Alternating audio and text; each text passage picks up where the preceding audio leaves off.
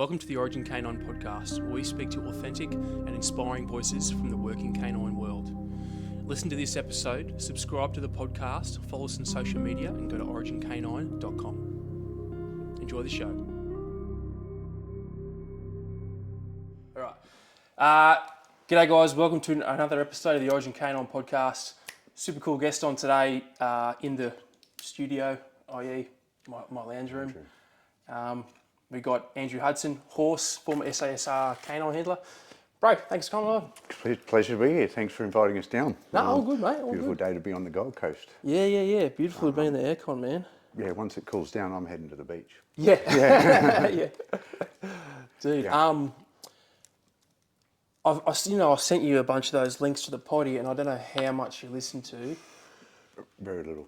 Yeah. But I always start by asking about your childhood and how that influenced you joining not just the army, but SASR and then K9s. Oh, yeah. Yeah. Hit us with it, mate. It certainly, in hindsight, really shaped it. So I was born in Melbourne and pretty much taken out of the hospital and plonked on a horse. Even though we lived in suburbs of Melbourne, we moved to the country after a few years, and then it might not surprise anyone to know I've got some ADHD-like behaviours. Yeah, I know. Fancy finding that in a Special Forces operator. Yeah. But I think that those qualities is what requires, as well as being on the autistic spectrum to an extent, because you want somebody that can jump off the Black Hawk, shoot someone in the face, jump back on and go home and play with the kids. Obviously there's a re-entry into the tribe there, which is a warrior culture thing, but we can get onto that later. So I was a kid that was always up to mischief, into everything. Always running around with a stick, playing soldiers, always into everything and anything. And so you're always in trouble as well, because that gets pretty annoying for parents.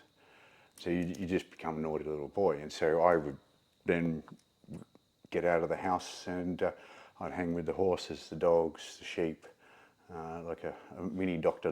Doolittle kind of deal. And then I just gained this affinity with them because that was my safe space. Obviously growing up, we played sports and everything, but with the growing up, my grandfather, so running around, always want to play soldiers, have sticks, you've got a weapon of some sort, you're throwing rocks, you're making, trying to make bow and arrows, which we don't really have the wood in Australia to do, but you find that out, test and adjust.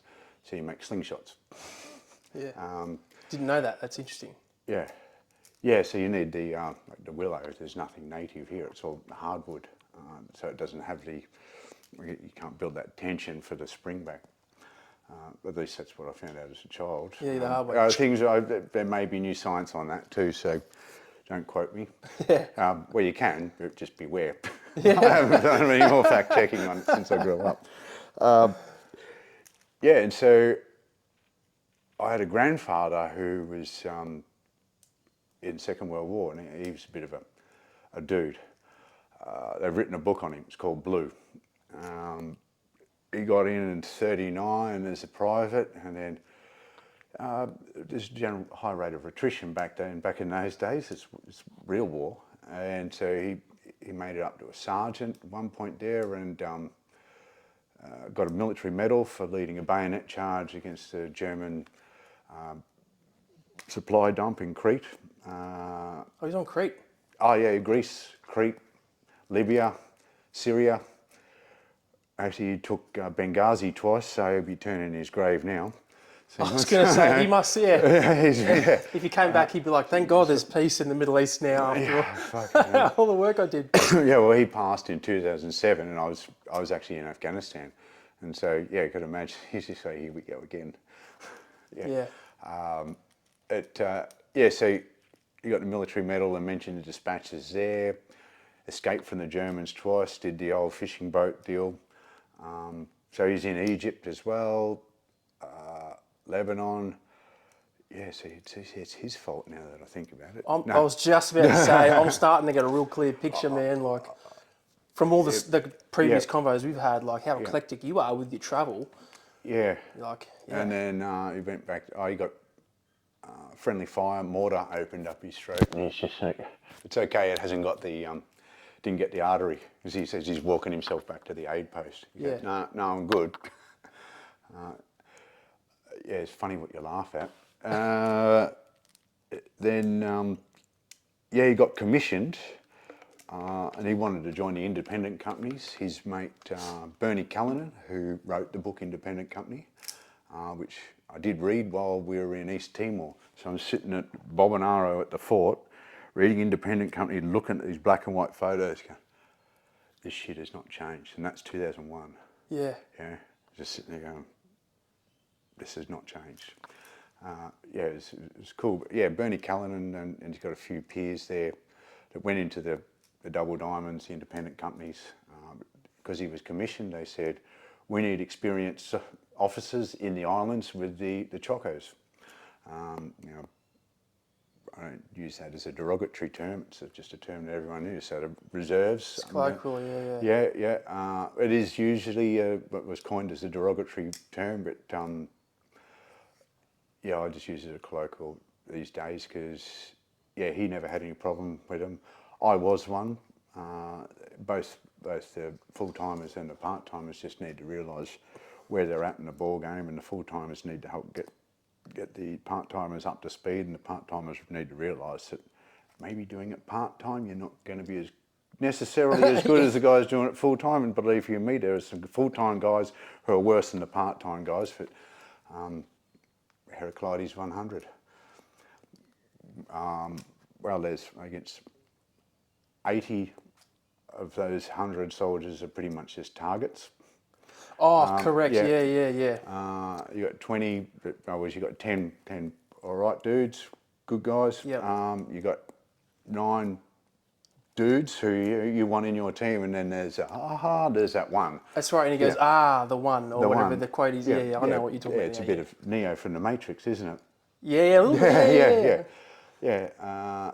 And so, yeah, you get them everywhere. But he went up there, and he didn't have a problem with those guys. He said, it is what it is, and they put in hard yards, and I've just done the Kokoda track. So I saw that. what those guys did with limited training and was impressive. And at the end of the day, all the guys that joined up and got conscripted had about as much training as the reserves anyway. As my grandfather, then he got the military medal up in a military cross as an officer up in the islands. And because I'm just finishing that story, then he was with the occupation forces, and so he's going around collecting Japanese PWs, then came back to Australia in 46 going, this army thing's not too bad. They then got told, you didn't do a proper recruit course. You got to go to Puckapunya and learn how to do drill. So if you wonder what's going on today, what happened post-World War II, Vietnam, it happened post-World War II. Yeah. We got war heroes here, fuck you. And so it was all the people that he, as he called it, bowler-hatted downrange for being useless. And so bowler-hatted was you sent back to Civvy Street and you put a bowler hat on. But these people, as we know, with the military, they'll go in and reinvent themselves and get promoted. And now they're in charge when all these guys come back. These people know that. So what are you going to do? Yeah. Or today you just charge them with war crimes.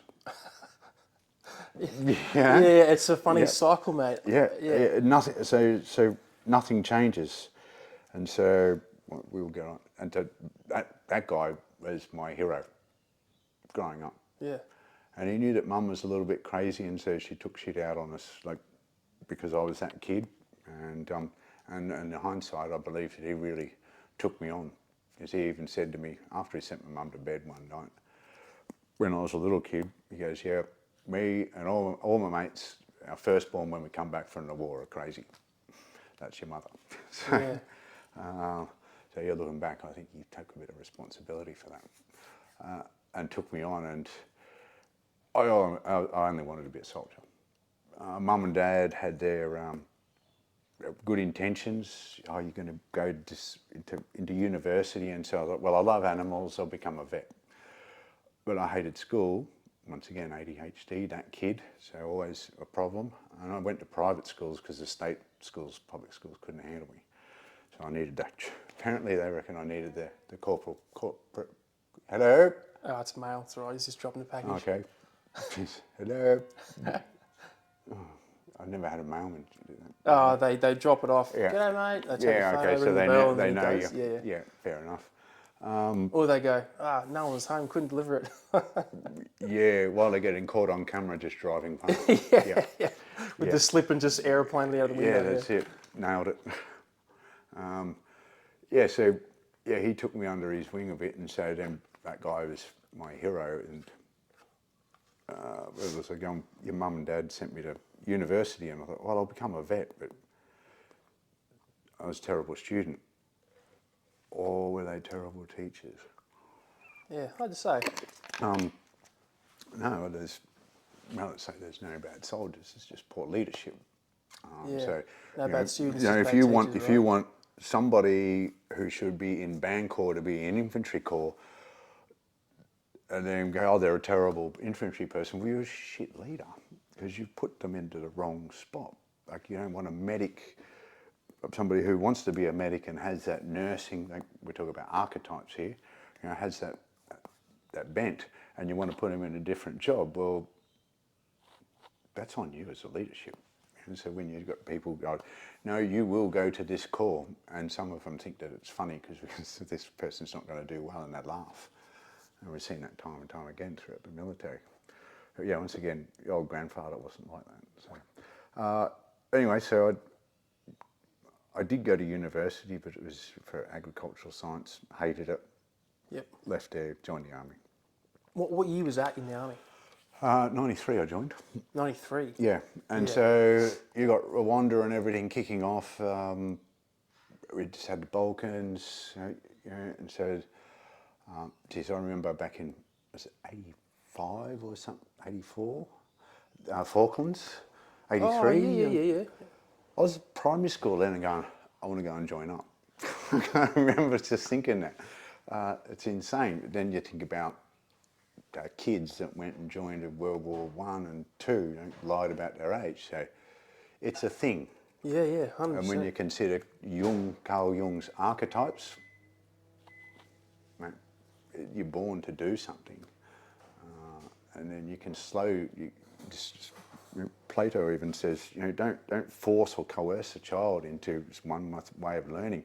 Just guide them to whatever is pleasing and whatever interests them. And that's what they're drawn to. And I've got a mate, he was a lawyer because his dad was a lawyer. He didn't want to be that. The day his dad died, it's quick. So yeah, we have so many parents growing children up to be images of themselves. Well, what a narcissist. What sort of a narcissist are you? Yeah. I've been a builder all my life, so you'll be the builder. Yeah, that's it. Yeah, and you see, obviously there's availability and money, and so where you are on the poverty or freedom, there's limited choices in certain communities, places in the world. And Jocko Willink says, it's the definition of freedom. It's having the ability to choose which burden you'll take up in life. Not everyone gets a choice either. And so you were a builder, you're going to be a builder in certain communities because you don't have options. Or there are options, but they are so harsh and so there's so much against you that you may be able to achieve it. And often, and we laud those that do and applaud them,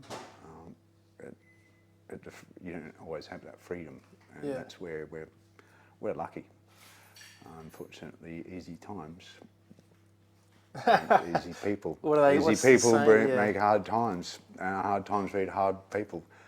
And yeah, I've been in Ukraine last year and working through Africa, and yeah, you meet some good people in the most terrible places, and they're just happy with what they got.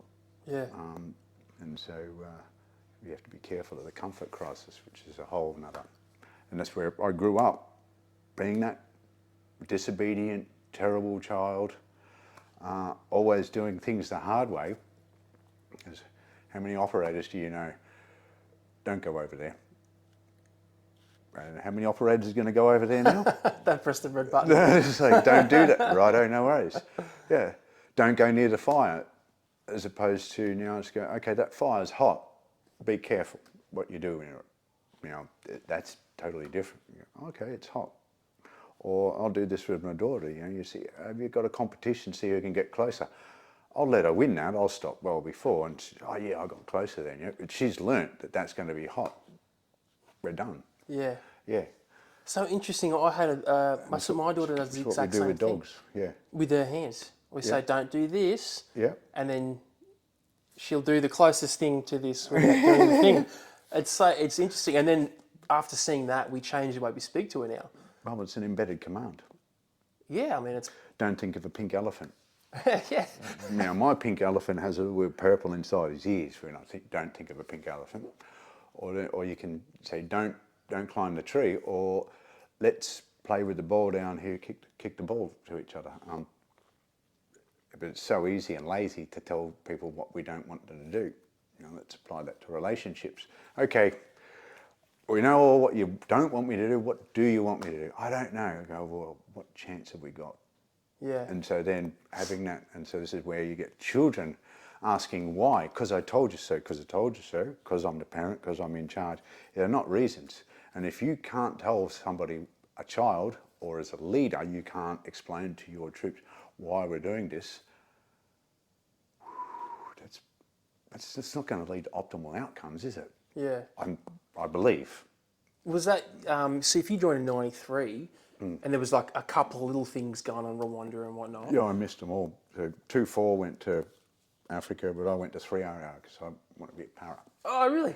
I didn't know you 3 hour. Oh, Yeah, that's where yeah. I was before Sigma Day. There you go. Yeah. Yeah, obviously you had to earn your maroon beret back then. I was going to say that it's that old school sort of time, right, where it was Yeah. probably more a bit like, I fucking told you to do it, so just do it, or this is the way Yeah, we've yeah, always there done was it. a lot of that. Yeah. That's how we've always done it, which I can see works. It doesn't work for everyone. So yeah, I wasn't a very good recruit either until the last few weeks where they would take the screws off and give you a bit more room to move. And then, yeah, you've really shown improve. And maybe I did. I felt that I hadn't improved that. They just relaxed a bit. It was just so relaxed a bit, and so I stopped digging my heels in. So there was less resistance, I guess, which is really interesting. And so, yeah, you're growing up always doing things the hard way. Well, we get back to that easy society is doing things the hard way that's called experiential learning. So when you're talking about your daughter, don't do that. Well, I want to know what's going to happen if I do. Yeah. And that curiosity is beautiful. And I just love it when children, you walk in and go, what the hell happened here? And there's just chaos as they're just drunk little people. Yeah. You see the same thing at bars when they used to have drinking on bases. They don't do it now? I don't know. Oh, yeah. I don't know. I think they've taken the fun out of it so people don't bother. Probably, yeah. Yeah, except for the alcoholics because it's easy and accessible. So there's another problem. So, yeah, look what happens when you have more rules and regulations, I guess. Yeah. Yeah, it's really interesting. And so yeah, and so that's where doing things the hard way is really important because there's no value in it otherwise, and there's really little experience. And so that's where we had the old helicopter parents. You know, actually that hinders the child's learning, it hinders the outcomes. And now I understand we've got snowplow parents. No, I heard that one. I heard it on a podcast recently. I can't remember which one. It's so true because the helicopter parents. Now snowplow. We're just clearing everything out of the children's way. Oh, gotcha. Like clearing everything and making this is nice and smooth. There's no sharp objects. Playgrounds are so safe these days. So we're taking away risk assessment. The children aren't allowed to think. they're not allowed, they don't deal with bullies, and so we're not making moral choices. We're just following the rules and the regulations, and I've got to do what I'm told. You see where this is leading? It's like there's no free thought. This is some dystopian future that we're being primed for right now, and so that everybody wants to do it comfortably. But what happens is that these children, which our generations are ultimately responsible for, because who's in charge? Well, we're kind of running the world now, aren't we? And so have a look at the world.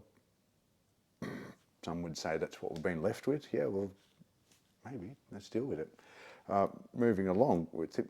So now we're bringing up these poor children. I say poor because they just follow the rules. They do what they're told. There's no risks in playgrounds, so they don't have risk assessment.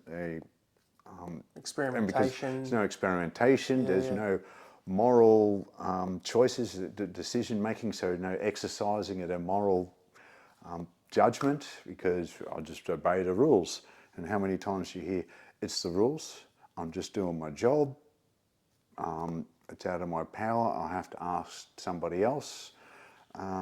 You're just absolving yourself or removing yourself from all moral obligations to this process now. And so we're not practicing any morality. And so it's where we get 2008 global financial crisis, one person went to jail. How many lives did that destroy? Oh, mate, I saw that. But it was all legal, but morally Yeah. problematic. And so this is where we've got this growing chasm between morality and legality now, because it's all following the rules. And I saw $1,161 for not wearing your seatbelt correctly. Now it's all cameras and everything like that all over the place now. Well, what's the outcome here? Who's that going to hurt? Me. So what are we talking about here? I understand that sometimes speeding can be problematic for those around us. Not wearing a seatbelt. So what's this for? It's just more and more levels of control, because people will break the rules. So we need more rules. Oh, Yeah. shit. My sister-in-law got done with one of them because she was, they were across the chest, and I think she unhooked her arm and leaned back with the kids or something, and then... Yeah, I just realised that I just have, because I got a 1976 car, and they don't often come out and they lock, and so I just sort of have it over my shoulder. So I just drove from the Sunshine Coast to here. So well, let's see. Yeah. Big police audience for this podcast, but I don't think any of them give a shit about that sort of stuff. Yeah, well, did they all get vaccinated? Because that's a form of control as well. Without opening a can of worms with a vaccination, I'm pretty sure the AFP is still chasing people for that. Yeah, so a mate of mine was in the AFP, dog handler. He didn't want to get vaccinated, so he got told that he couldn't come to work. His wife is a nurse, so she can't work. Because of him? Well, she's a nurse. She didn't want to get vaccinated. Oh, she didn't want to do it either. Yeah, okay, gotcha. So now what do you do? He was able, in a fortunate position where he had other citizenship options, and picked the family up, left the country. Really? Yep. Yeah. And doing really well over there. I'm proud of him, because that really is an exemplar of what's possible. So when people say, oh, I've got the mortgage, I've got the kids, so did he. And so stand up or obey is really the thing. And that the principle of it was just disgusting. And I think the government's response to COVID will kill people for generations, because like with the military, we put masks on. Even the camouflage cream has utility in not being seen, but it also is a mask. And so when somebody's looking at that, this or that, you're sending a different message. And so how much have we messed with kids growing up? around this, where you don't know who friend or foe is. And so then we get back to this helicopter parents, and now we are removing all dangers for them. They don't know who friend or foe is. How much anxiety is going on in the world today? Because they, deep down inside, they have no coping mechanisms whatsoever. So we bang on about resilience and adaptability. While we're doing this to the children, we're taking it away. We're removing all of their options. And so when I step outside that front door, deep down inside they know that they have no ability, nothing, no skills, nothing in their toolbox to deal with any of that. Hello, my friend. I'm safe in this little world here, aren't we? Ah, yeah. Yeah. And it's safe. And so we're creating some sort of weird matrix. And you feed, you don't have to go out to do the shopping, to feed yourself, to do anything like that, and you isolate, and isolation breeds depression. So I get a dopamine hit out of that. I was just about to say, guys like us with ADHD, even just typical operator guys looking for dopamine hits all the time, right? Yeah. Where do you find it? In your pocket? Yeah. All the time. Yeah, and so that's where living on a boat recently has been great. And all of this stuff really applies. We could go down further down these rabbit holes with the children and all that. This is how I train dogs. Experiential learning. You frame them into the outcome that you want. Right, how are we going to do this? So one of the things was we got equipment-focused animals. Okay, the dog won't bite anyone without the bite sleeve. Well, what does our enemy look like? It certainly doesn't look like us in a uniform with a bite sleeve on, and the police and the military all wonder why the dogs bite their own people. This is, you're lazy. Who is the dog supposed to bite? The person you train it to bite. Okay, you're training that dog to bite somebody in uniform that just happens to have a sleeve on. So under times of stress, the dogs that aren't totally equipment focused will bite what you've trained it to bite. The rest of the picture, It's almost like an IGP sort of scenario, like you're not wearing the rest of the protective gear because they're biting this part. Yeah. And that's the picture they see, so that's just what they do. That's it. And so the common theme is the human. And so while we would mix it up with overt sleeve, hidden sleeve, the suit, we would try to break the suit up with a tracksuit, and it's not always somebody in the Afghan dish dash, because we also have counter-terrorism. Correct. It's domestic CT. Now, they're not all going to be dressed like your average Taliban. Some of them are wearing battle bras and stuff like that too. So, you know, there's mixed military camps, and you do have Chechens and others going to fight in those areas. But they then sort of dress a little bit more local. But there's variations on the theme, and so, what's the picture? Well, the picture is not us. And so when you're doing training, all the good guys were in the uniform all the time. Oh no, I'm just going to turn up like this. No, you're not. And so that's our IFF, and so that's a layer of safety for us, and it increases the danger for everyone else. And obviously when we go overseas and we've got partnering forces, and we deal with the different smells and that, and it was very difficult with the Pashtus because they were lazy, but those Hazarans that we had were amazing. And they were on board and on team, but yeah, great guys. Hazarans remind me, they're sort of half Asian kind of looking guys. Yeah. Almost like Mongol. Yeah. So they're the Asian looking folks, and they're great work ethic, those ones. They're probably all dead now, since we pulled out. Unfortunately, yeah. Yeah, because they were always persecuted anyway. Yeah, they were, because I remember they were like racially they were the minority there. The Pashtuns was the most of the dudes. Yeah. So mate, if this is your mentality, if you're like, you know, an out of the box thinker, ADHD, or because were you diagnosed young? I've never been diagnosed. Okay, all right. So I don't really see the benefit apart from if I want to write a paper and sit down and get the focus. Yeah. Yeah, so that's where I'm managing it on the boat. That's another story. Yeah. Yeah. Well, it just that's for argument's sake, Yeah. we'll put you in that kind of category. Yeah. And you're at 3rd Battalion. It's like this is the way we've always done it, sort of thing. Hated regular it. army. Hated it. Okay, yeah. I was Yeah. going to say, I don't do well in the regular army at all. yeah, Taking those instructions and everything. I said, well, people go, but yeah, but in special forces you are. Yes, you are. Except the instruction is, there's our goal. Get there. outcome based, not process based. Yeah. Yeah. Yeah. And there is still enough structure, and so everybody needs some structure, and there's just enough in there to give us that guide to achieve more than anything any of us would really normally be expected. You should be able to, and over and above. And so my dream, once again going back to the childhood, was to be in special forces. I had the Elite magazine subscription, and great battles of the 20th century and all that sort of stuff on the bookshelf.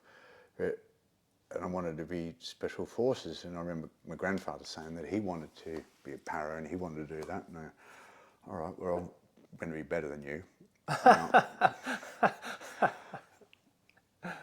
think that's, I don't see that there's anything wrong with that. It's, I want to be better than you because I'm better than you, and I just want to do better than what you did, my hero, or I want to achieve that. And so I thought, well, that's the best that we can be. And so I did break my pelvis in '96 and got told I was a bit lucky to walk again. But In a jump? motorbike. Oh shit! Yeah. Yeah. Spent a couple of months in hospital and then came back eventually, and eventually did selection and clearance divers acceptance test, because SOCOM lost my paperwork and said, no, we don't have a record of that. I said, stuff it, I'm going to the Navy. Oh, so you put in for the Carter course, and then they cooped it. And then... I wouldn't even know where your paperwork is. So I went and did CDAT for clearance divers, and so you have to do the ship's divers course and then to be able to do CDAT, and then did that and got accepted, and then they said, oh, we found your paperwork. So I thought, oh, well, I'm not going to knock that paperwork back. I'm going to go and do selection, and if they don't take me, I've got this. Yeah. And so I went and did selection, and they took me. And so, What year was that? 2003, 03. Oh, you did 03, yeah, sweet. Yeah, start at 03. I did the summer one. Glad. Yeah, one of the last summer ones Perfect we were allowed summer, to do. Yeah. Yeah, I think summer's better than winter. I don't like the cold these days. I'm a big fan, mate, yeah. No. So, so that was, the ADHD. So yeah, that gives you enough structure to flourish. And once again, ADHD, autism, they're still within the human genome if you look at Carl Jung's archetypes. So artisans, you got to create stuff. Your healers, well, we've got to find new ways of fixing things that go wrong. Warriors, you need a certain type of person to go out there and do that and be able to come back to the village and be part of the village. Hunters even,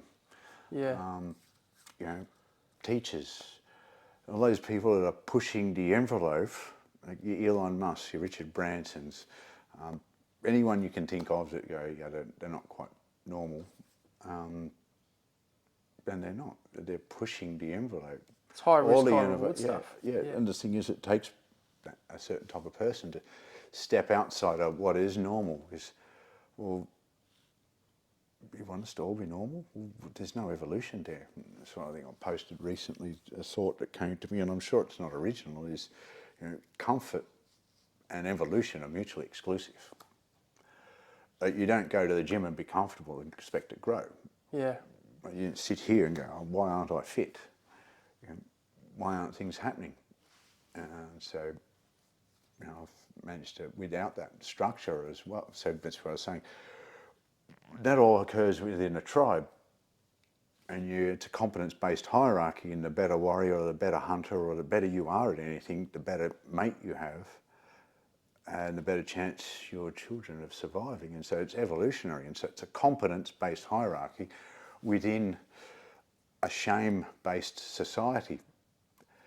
Now, warrior culture is shame-based, and so all those people that are having a go at warrior culture, it's shame-based. And what I mean by that is, and this is Stephen Pressfield's words, you don't want to let your mate down.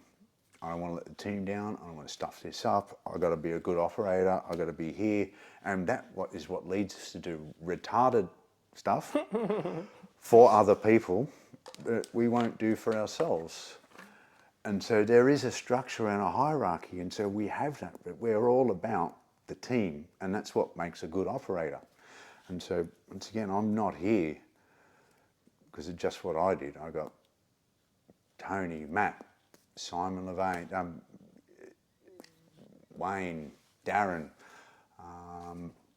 all the guys I worked with at 3 Squadron, and the Beagles, and out of other troops, Clay, I mentioned. Hey, man, I wouldn't be here if it wasn't for them. Yeah. And you know, and it's Darren. He said, we're talking about this kill culture. Well, Darren said, well, it shouldn't exist because, okay, you got the kill up. Well done, tough guy. Did you do it on your own? No. And so, and this is where that numbers thing comes from. It's a hierarchy-based thing. We saw it in Vietnam. It creates more killing, and that's what's put on you by the hierarchy. And so we'll get in. And so once again, it's that ADHD thing requires some structure and guidance. And without that, you fall apart. And I managed to fuck my life right up. Sitting in a prison cell in Europe, I didn't choose this, but I did. Everything good and bad that happens to you, you choose. Yeah. So once you come to that realisation, you got a chance at least to fix it. And so, anyway, we get back to the kill count. Now that's put on us by the hierarchy to get the numbers up. So, I mean, how do you? What feedback do you give to the command at your success? We've got this number of jobs, has found this much, we killed these many, blah, blah, blah. And if there's no investigations, then obviously they were righteous killings.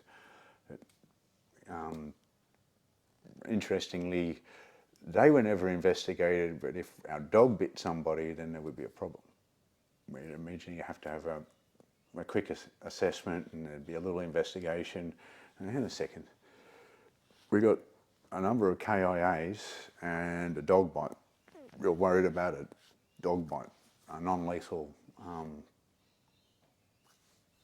battle operating system, essentially. And that comes from a lack of knowledge in the hierarchy. And so back to the dog thing. So 2005, we went to do the Air Force dog handlers course. And came back to the regiment as Air Force dog handlers. What the hell? Whereas the idea came from CAG, where one of the squadrons went and worked with him and said, these dogs are amazing. CAG said, yeah, come over, do the course, we'll give you the dogs. We went the cheap option. Classic. Yeah. So was that so CAG reached out? Obviously, you guys have got a relationship with them. Well, the squadron went on over there and went on exercise with them, and so got exposed to this capability. And yeah, this is amazing. Yeah. And they do. They're a great force multiplier, force protection, allow you so much more freedom of movement just through their senses. And, we did not know what we had back in 2005 when we did the course. Yeah. We knew how to walk the flight line with a long lead, do area security, do policing operations on domestic territory. And then we went back and said, let's make this up. Yeah, there's got to be more to this. Yeah, then I took dogs to East Timor chasing Renato and sacked both of those. They were just not the dogs we were after. And then that was 2007. Oh, I want to dial back just a second. So selection was 2003. We've all heard about selection. Yeah. Get in the unit. and you were straight to 3 Squadron? One squadron. One B, squadron. B troop. Okay, right, gotcha. Did you do a trip before you were a K9 handler when you first got in? Like, were you straight overseas? No. Okay. No, so 2003 Iraq was going on, but I was on Rio, and then Afghan had already been and gone, so yeah, it's not till 2006, 7 that we started going anywhere. Oh, okay. Yeah. Yeah. So those were your first trips. Yeah, Yeah. but I was in the bad books from some other stuff that had gone on external to the unit. My old bouncing past friends had caught up with me, and anyway, long story short, there was nothing to be answered there, and I got put back into the squadrons. Yeah. So yeah, it started 2007. Then went to East Timor, and then came back a couple of weeks later. Went to Afghanistan. So I think I was in Australia for about 3 weeks that year. Yeah, nice. Yeah, because I did dual rotations in Afghanistan, because the next squadron didn't have a handler, and I said, "You want to stay?" I said, "Hell yeah." Oh shit! So you didn't even go home. You just went back to back, like. Yeah. I did go home for 1 week. It's 2007 when grandfather died, and they said, "Yep, Gotcha. here's a war hero, go back." I read the eulogy and back on the plane, back in theatre in a week. So it was, it was an interesting year. Yeah. And good times. And so 2005, you're doing the RAF handler course. Yeah. And that was a bit keel method, yank and crank sort of stuff. Yeah, crank and yank, and just beating the dogs down. And I'd always, grown up with the horses and the dogs, and everybody said, your animals always seem to just enjoy hanging out with you. And I guess I just wanted them to be themselves, and so there's still a personality. We also need a little bit of structure. Yeah. And you saw what Preston's like. He's good. I don't need a lead on him. Yeah. We just need, and I got him because he was. They're going to put him down for behavioural issues. Oh shit. Yeah. So, all right. Well, I'll give him a go. He's a Malinois crossed with a heeler. Yeah, he's got that thick body. Yeah. So, thick head. so that's ADHD. So you're going to be that problem child who's got behavioural problems. Yeah, yeah. Isn't it? It's crazy. And they don't know how to deal with it, so they just like knock him on the head. Yeah, yeah. And unless you have that firm hand or know what you're doing, no family's going to want that. Oh, I want the little cute Labradoodle or whatever, and something that's nice and easy. He is nice and easy now. He's a manipulator. I was gonna say he's a pretty chill. Like he seems super chill. Like. Oh yeah. And I always ask before patting a dog because I'm like, Yeah. oh fuck, I don't know. Like, is he? No, he's Not super keen, chill. not keen, but no, he's good, man. He's super chill. Yeah, he just knows his space. So there was one point there, and I got him, and I was lying on him, chewing on his ear in the middle of a park. People all around looking, what the hell's going on here? But once again, that's that little bit of argy-bargy, and so you've got to be able to take it to him when he decides he wants to be alpha. Well, that's just the way of the world. Who's going to be the alpha? Well, we just find out whenever somebody wants to challenge it. You can find out today. Yeah, that's it. Yeah, and that was the funny thing. Johnny with Cougar, was notorious Cougar. Anyone that was a handler, he would want to take on. The other operators, not so bad. Yeah, you get a pat and whatever. But anyone that was a dog handler, he was testing the whole time, and so Johnny, I know, would be having to take care of that in the middle of a contact. And I've experienced the same thing with Richa, in Chora Valley, and Matt Locke's just been killed, and Kazavaka were under fire, and that's when Richa decides, I'm going to have to take a bite out of you now. And so I'm trying to do this, and sitting up in the trench there, the little drain in the orchard, going, they're doing nothing for my profile right now. Yeah. And the other guys are just like, what the hell? You're 6'3", right? 6'3" at least. Yeah, 6'4", yeah. I probably shrunk a bit since I'm getting old. Yeah. So it's funny stuff. And that's, you got to be able to take that. And the thing is, that's the dogs that we have. There were nicer ones. Devil, he just got on with business, he didn't care. Quake,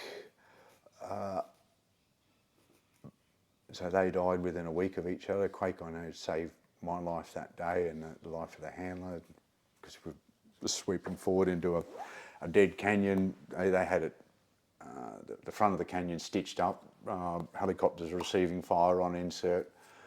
So we slithered down the back of the canyon and flushed them out, but there was a spring in there. And so hot weather Afghanistan spring, it was pure jungle, and so the dog was out in front, just and sprung the ambush, and we flushed him out and into the other guys and took him out. Without that, we wouldn't have been able to do it like that. Mate, was Ryan Wilson in that contact? Yep. Yeah, I had him on the potty. Yeah, I listened to some of his stuff. Yeah, he ran through that. Yeah. Mate, it was unreal the way he told the story. Just some of the minutiae. Yeah. Like, he was talking about doing mouth to mouth, the nose, breathing in the nose stuff, and he's like, I don't know how to do mouth to mouth. It sounded fucking horrendous. Yeah. So, is it the same one? Maybe he was talking about a very similar sort of story. I've forgotten the name of the dog. So this is 2012. Might have been 2011. Yeah.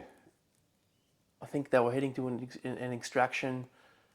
So that would have been, was that one squadron? Maybe, I've forgotten, man. Oh, was it when Cougar got shot? Anyway, I don't know. Yeah. Okay, yeah, it just sounded sort of similar. No, Quake got killed instantly.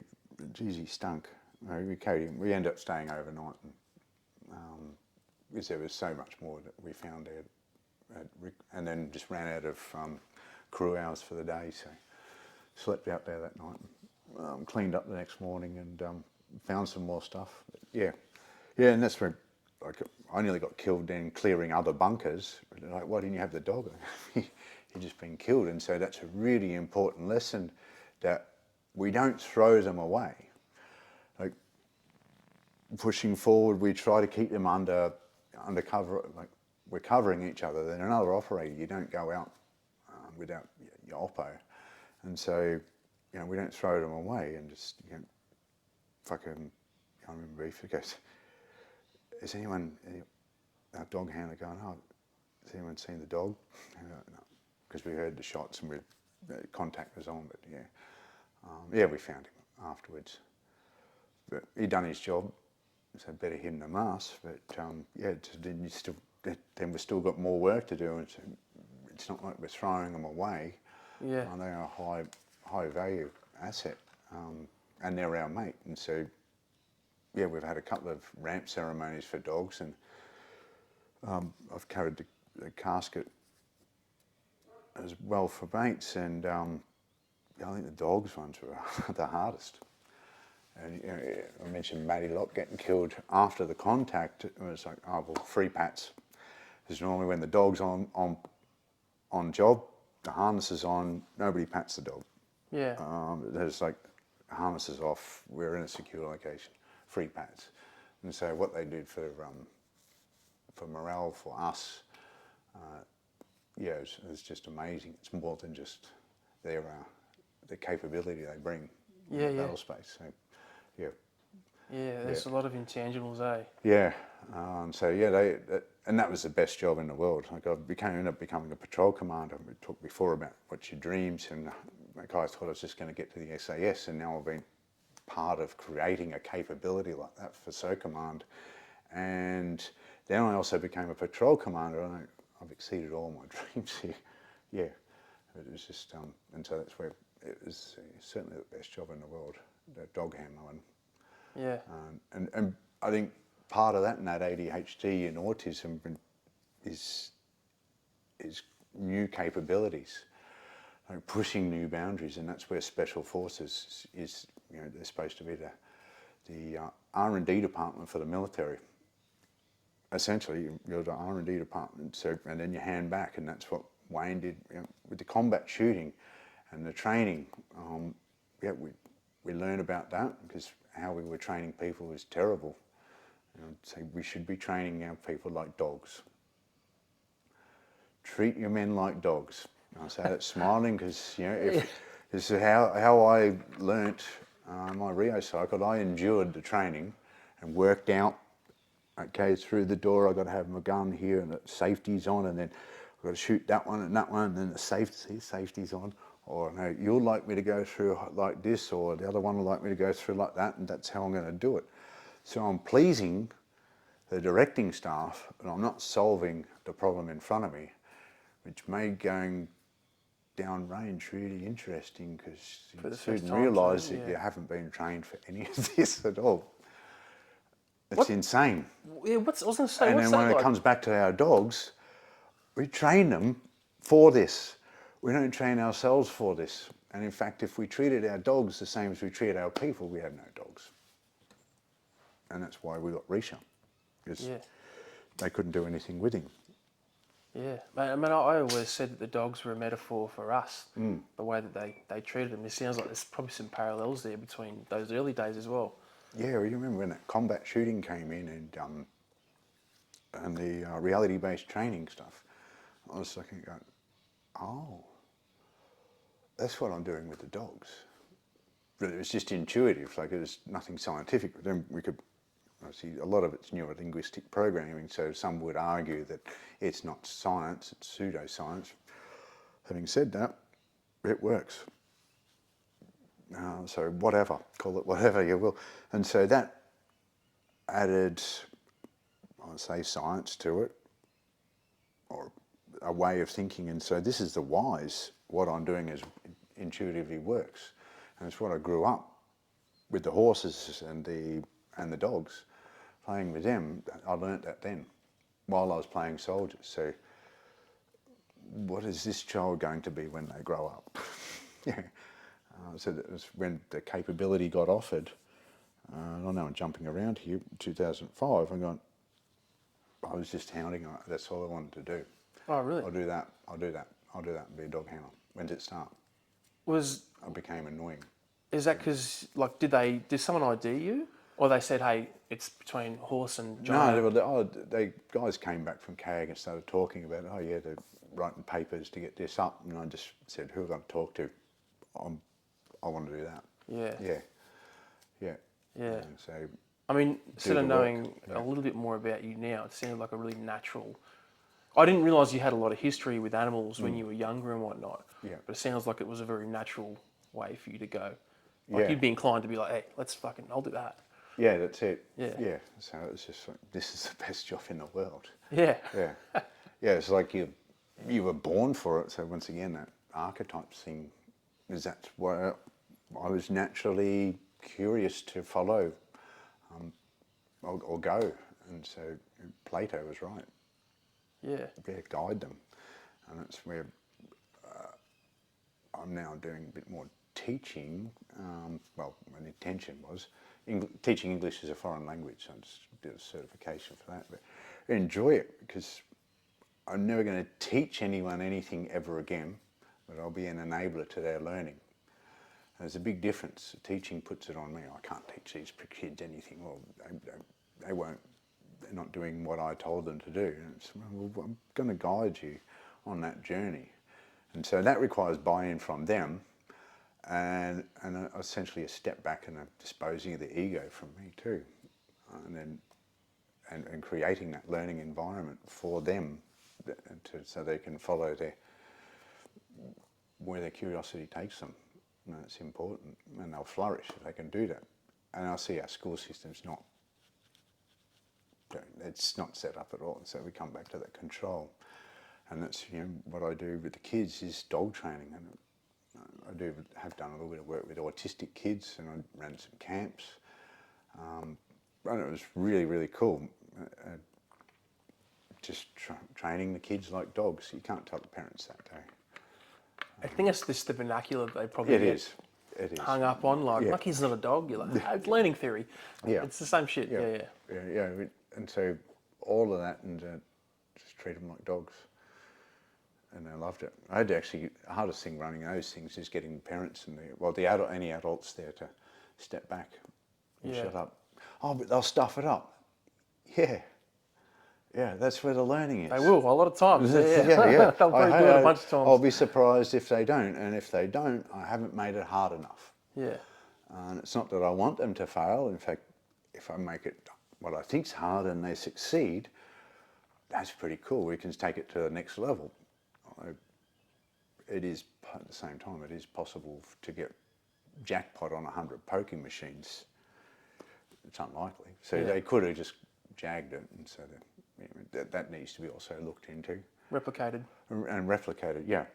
So it's the same as dog training. Okay, well, I need that replicated several times before I go to the next level. And so we know that it's, well, we're still building a foundation to build on. We need to know that it wasn't just a fluke. Yeah. Yeah. And is this the sort of stuff you were trying to do at that, so like, let's say 2005, 2007, even before your first trip, is this the sort of stuff you were doing? You were just like you've told me to do the fucking yank and crank, but let's fucking do something. Yeah, I would go and do my own stuff. And now, It's like you do your certification and they're like, oh, yep, left, right. Yeah. Then you go off and you're like, let's do something different. Yeah, and that's where Richa, he wouldn't take the crank and yank. He's badass, that dog. And I'd give him a pat and he'd lean in and go, what do you want me to do? Okay, let's give you a bit more freedom. And it goes against everything I've been told here. And then, it worked. Yeah. And we still had our little arguments here and there. He wanted to have a challenge, and it was shot at the time. It was good. Yeah. Little scratches and bumps and bites, and old Rex got me a good one here. I've still got an alligator bite there in my ribs. They're the ones you kind of want. Although Rex was a bit too crazy, so we didn't retire him. But Richa got retired. He even gave me 10 stitches here in Afghanistan, the koala one night. Oh, fuck, I can see it. Yeah, there's 5 there and 5 there. Yeah.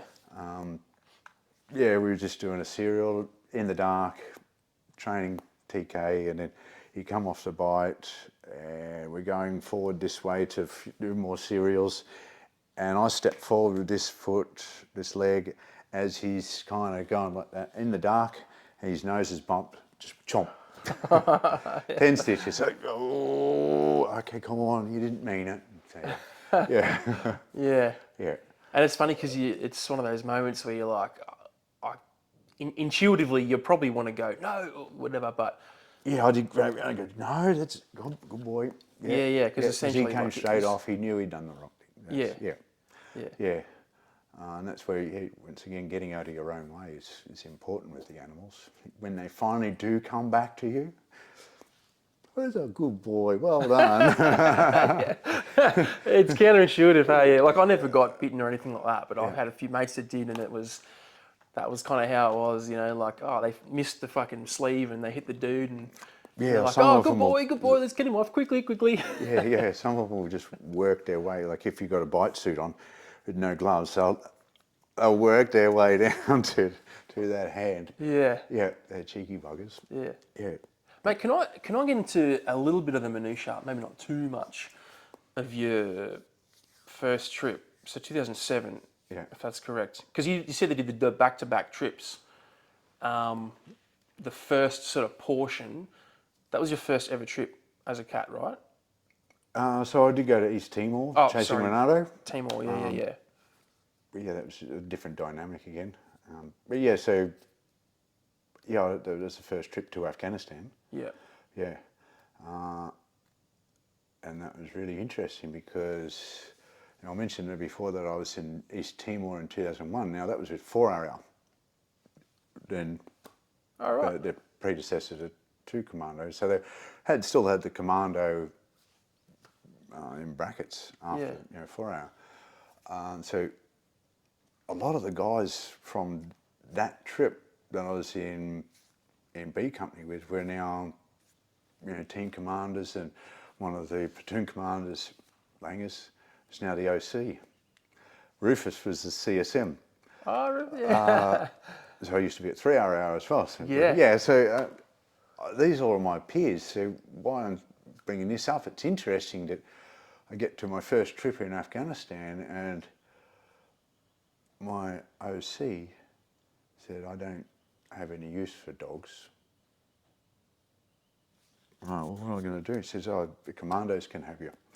Now, that was 3 Squadron, 2007. They had a horrible trip under that guy.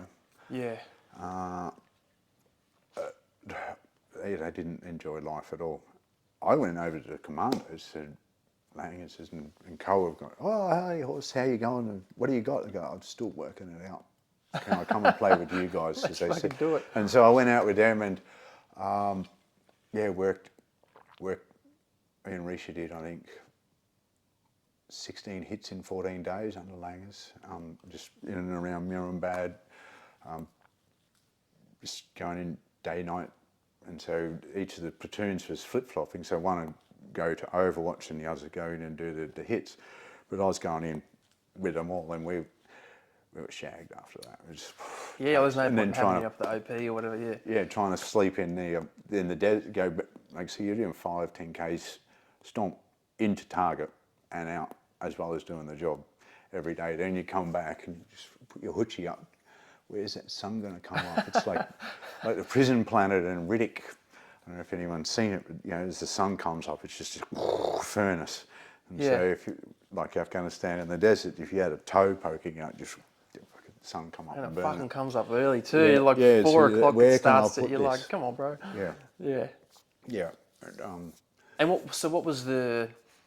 Did you get any ticks in Timor, or was it not really Yeah. like that? Yep. Okay. Yeah. So that would have been the first one. Yeah. So when we went up the hill and did the initial hit, bad intelligence. It was went with the wrong building.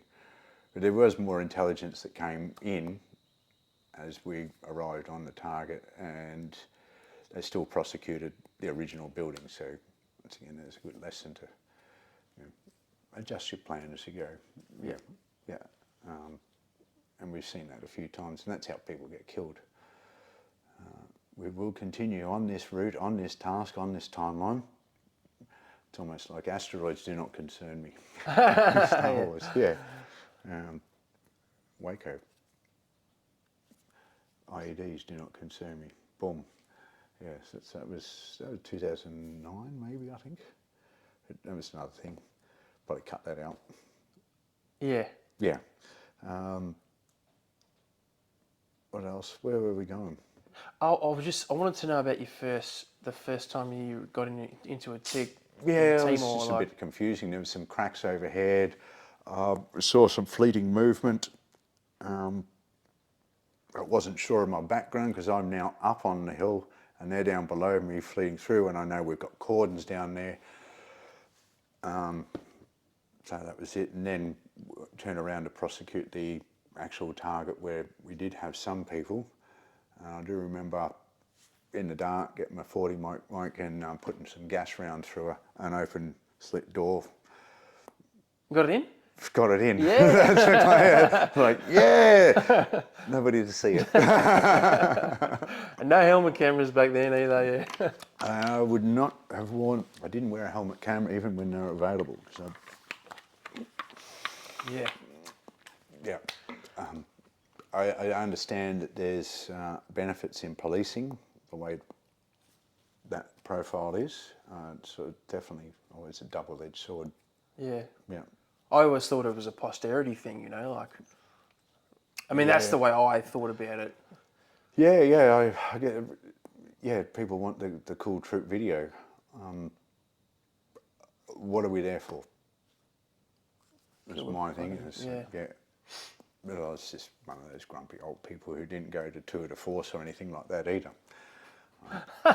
It's like that stupid music thing Yeah, that would whatever. go around. Yeah. Although I must say, I did bump into the Buffalo Gills at Kandahar Airport. So the Buffalo Bills cheerleaders. Yeah, that was cool. Good to go, yeah. That was nice, yeah. I was just a grubby grunt with a dog. So, yeah. Yeah, they were more interested in the dog.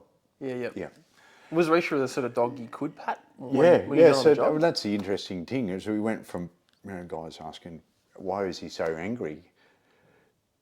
And 2007 he was, but then as we found our space and then we gradually developed the TTPs, speaking of that, we didn't have e-collars in the early days.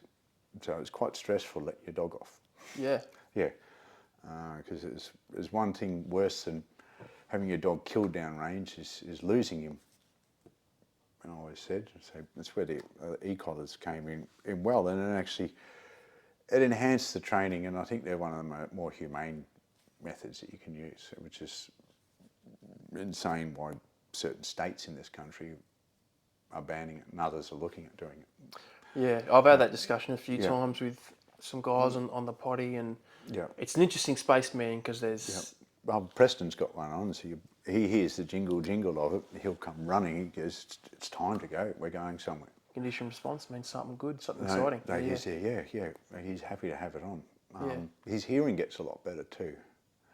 But he knows. He gets more responsive. And even with Richa, and that's what allowed him to go out further, and we had that communication and that Pavlovian stimulus response feedback.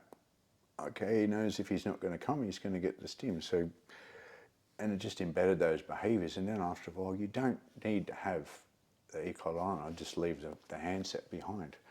Although he did work out who had the handset. Oh, okay. He knew what that was too. Yeah. So it was really interesting. Yeah, I've seen that a few times, like they obviously don't understand that there's a radio frequency being transmitted, but they understand maybe this action. Puts it together, Yeah, this holding the thing. Yeah, because we were trying to get him a negative association to gunfire, and so I'd be shooting and he'd be there, and somebody else would be giving him the stim while he was barking to kind of. It was all wrong, what we were doing. Don't worry. Yeah. Working it out, right? While we were going through into this process, I'm like, well, I can't shoot and do that. Can somebody else do it? And then we can control it a little bit better. And he knew they had it. Yeah. He knew it. He's much smarter than we were, that's for sure. Because you wouldn't have known like how dogs learn properly back then, and you're like, well, the association, and you're like, can he see things? Does he understand this? Well, what are they seeing? They go over sync. And so, that's what actually helped us get through, is starting to look at it through their eyes. Look at the intelligence behind the mistake.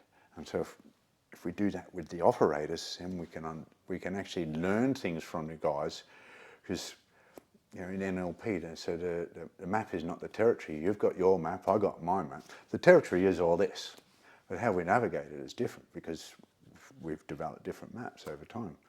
And so we've got these people coming into the Rio cycle from all different backgrounds, and they're doing something weird. Instead of going, that's terrible, you're doing the wrong thing, that Socratic question, what is going on now? Optimal, not optimal, what are you trying to do? This and this. Now as an instructor, I understand why they're doing it and the logic behind why they're doing it. Now, sometimes they could just be having a meltdown too. It really gives us an opportunity to learn and grow. Whereas we used to have, the team's going to come in here, this is going to happen, that's going to happen, that's going to happen, that's going to happen. And if they don't do it, what I want them to do, then they're all in trouble, as opposed to something weird going on here, what's going on? Oh, I'm trying to do this, and we've got this happening here. So what I was thinking was, that's what we want thinking soldiers. And so it comes back to the ADHD. There's your goal. You've got enough room to move and to think. And then they can bring their own experiences to the game. And I've actually had to sometimes go, okay, that's pretty cool. I need to go and rebrief the enemy, because I hadn't thought of what you thought of, and I think it's a good idea. And we're going, let's put it in there. And so that's cool too. As an instructor, I have come up with that, or people doing what sounds like some funky stuff. This young fellow, he knows that the enemy speak English, and he's gone, stoppage. And because he'd seen when he yells at stoppage, the enemy will come out. So he's gone, stoppage, and just nailed him. You see things like that, and you don't get that when I got to go through here, and safety, oh, shoot, safety. Yeah, you're not getting that. Yeah. And you're getting that thinking soldier, and that was gold. And I think particularly for you guys, because you, if I'm not mistaken, you guys recruit from defence-wide, Yeah. not just army, right? That's correct, yeah. So you'd get a more eclectic bunch of military experience. Yeah. Yeah. And we had the DRS program too, so there was a lot more eclectic life experience in sort of our guys as well. Yeah, well, there's less regimented thinking by the time they get to you, because it's coming by there's a short-circuited process, I guess. Yeah, they don't go through a lot of the Yeah. maybe the cultural conditioning. Yeah, and so while that's useful, having, once again, it's that eclectic mix and bringing all of that experience to bear, because excellence in isolation is seldom achieved. And so that's where you need to go out to different sources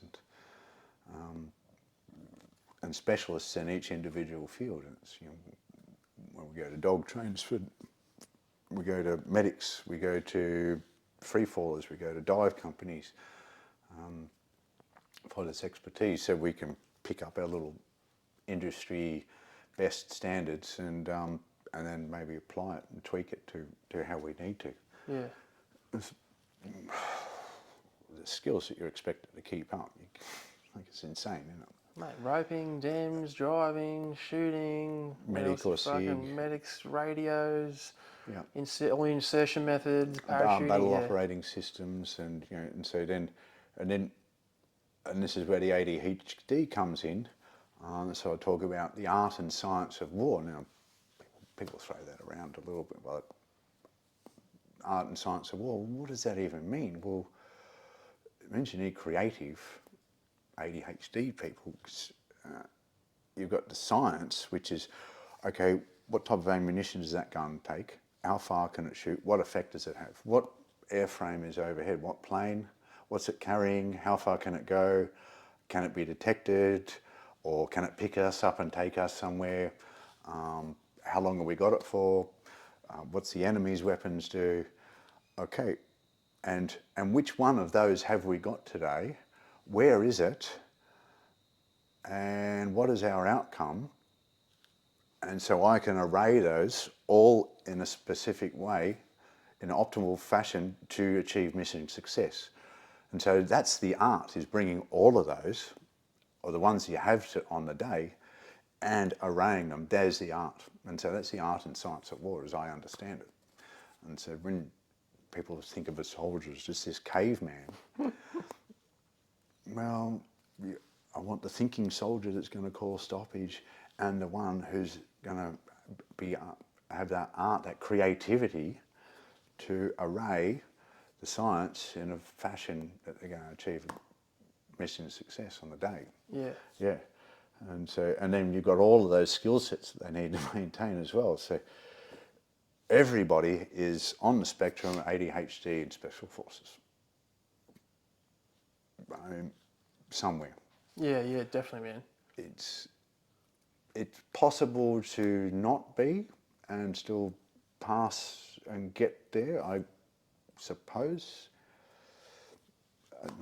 It's possible. Yeah. Yeah. I was chatting to Pat Stewart But the about likelihood that anybody that's going to be not quite like that is even going to think about doing it, let alone doing it, is improbable. Well, possible. Yeah. Yeah. Yeah, I was chatting to Pat Stewart about this exact same thing, and we were just talking about looking for the right kind of broken person, like the right kind of crazy, if you know what I mean. And I'm sure there's a bit of a balance there. Oh, we're all broken. Yeah.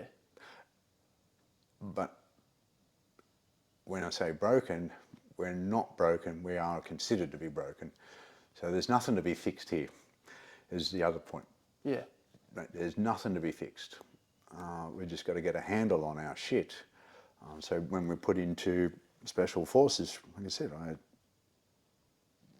what we achieved and what we did in that environment with those guys, with our mates, and so as they were all enablers, is insane, because the other option is you're probably going to end up as a criminal. Yeah. Like there's your options, right? Yeah. And so you can, well, which one's broken? Neither of them are broken. It's just we had the better opportunities and made better choices. And so we've just got to make better choices. And once again, Stephen Pressfield sums it up with his Turning Pro book. There's the amateur life and there's a professional life. Okay, so let's have a drink. Okay, what would the amateur do and what would the professional do? Well, professional will drink soda water, thank you.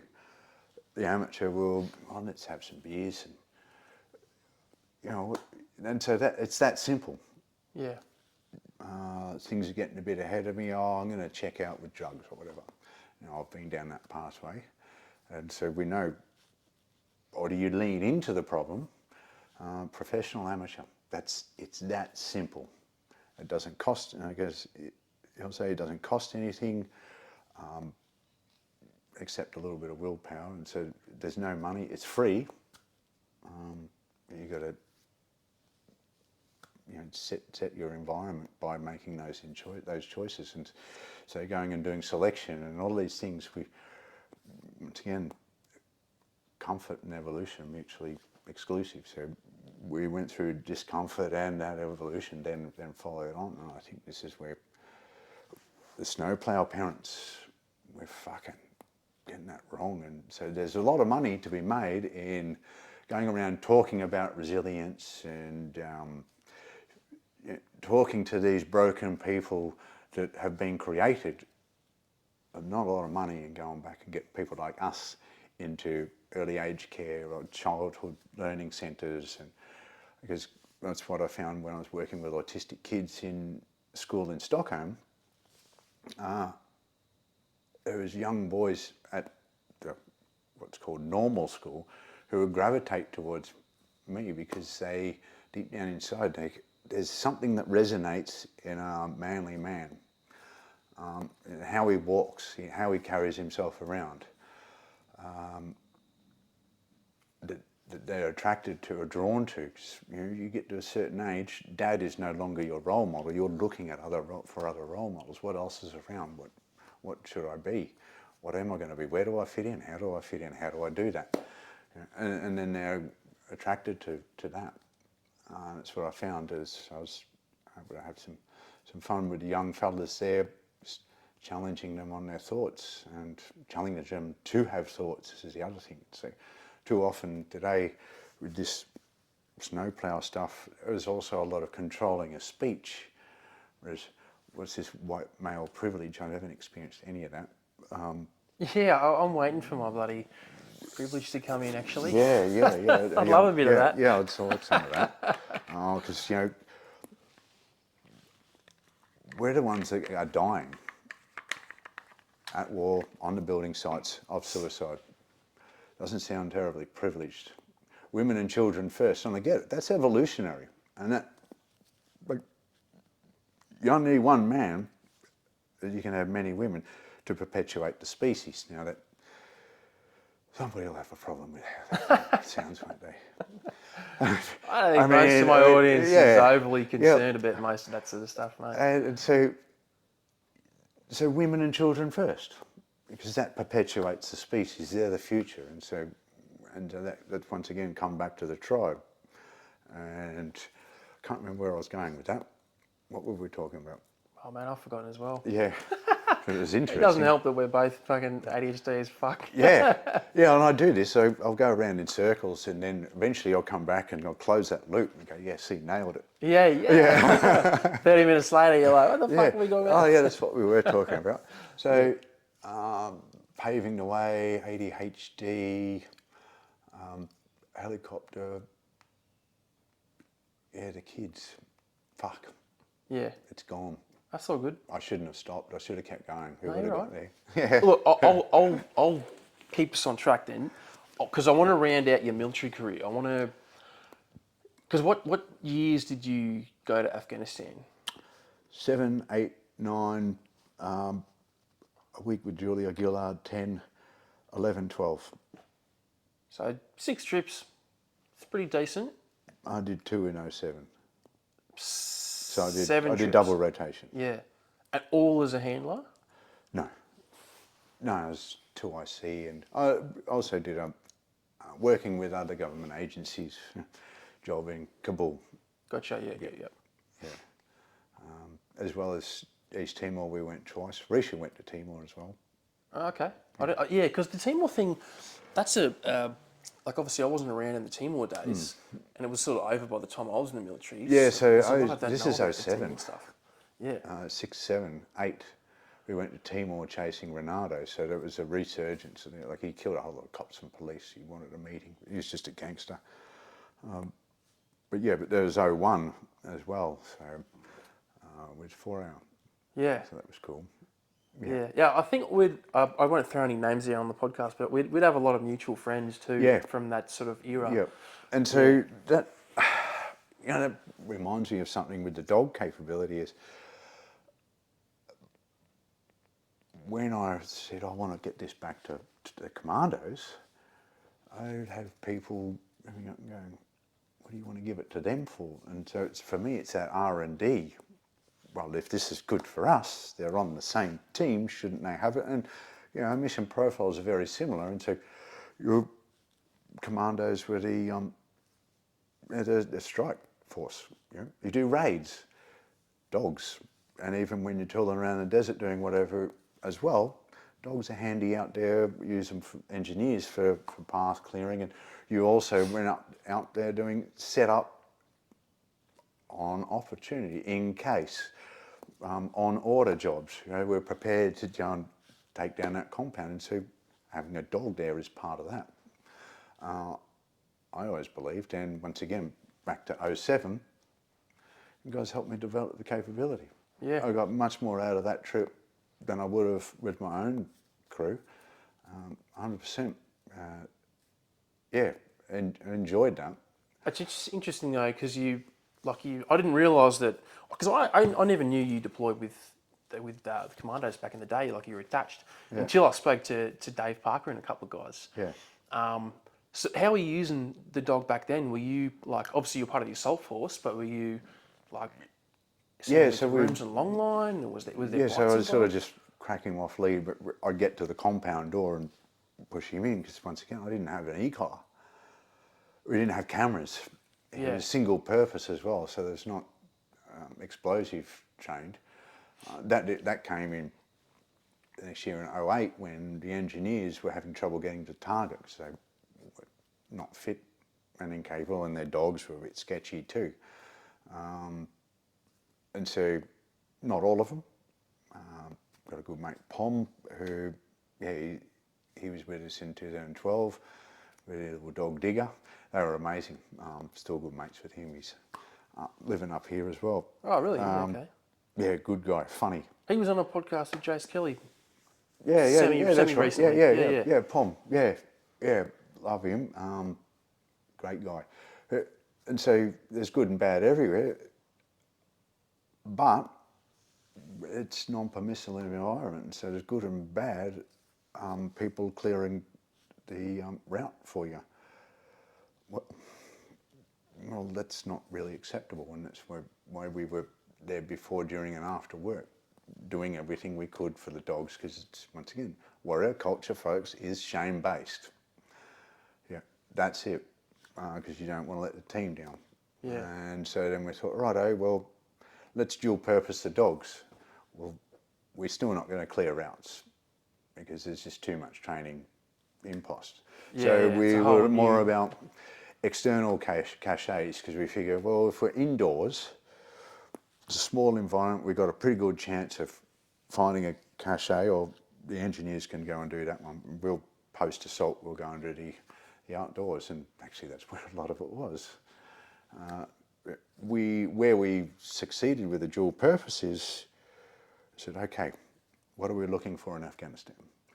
We're not looking for pure C4, we're not looking for military grade det cord.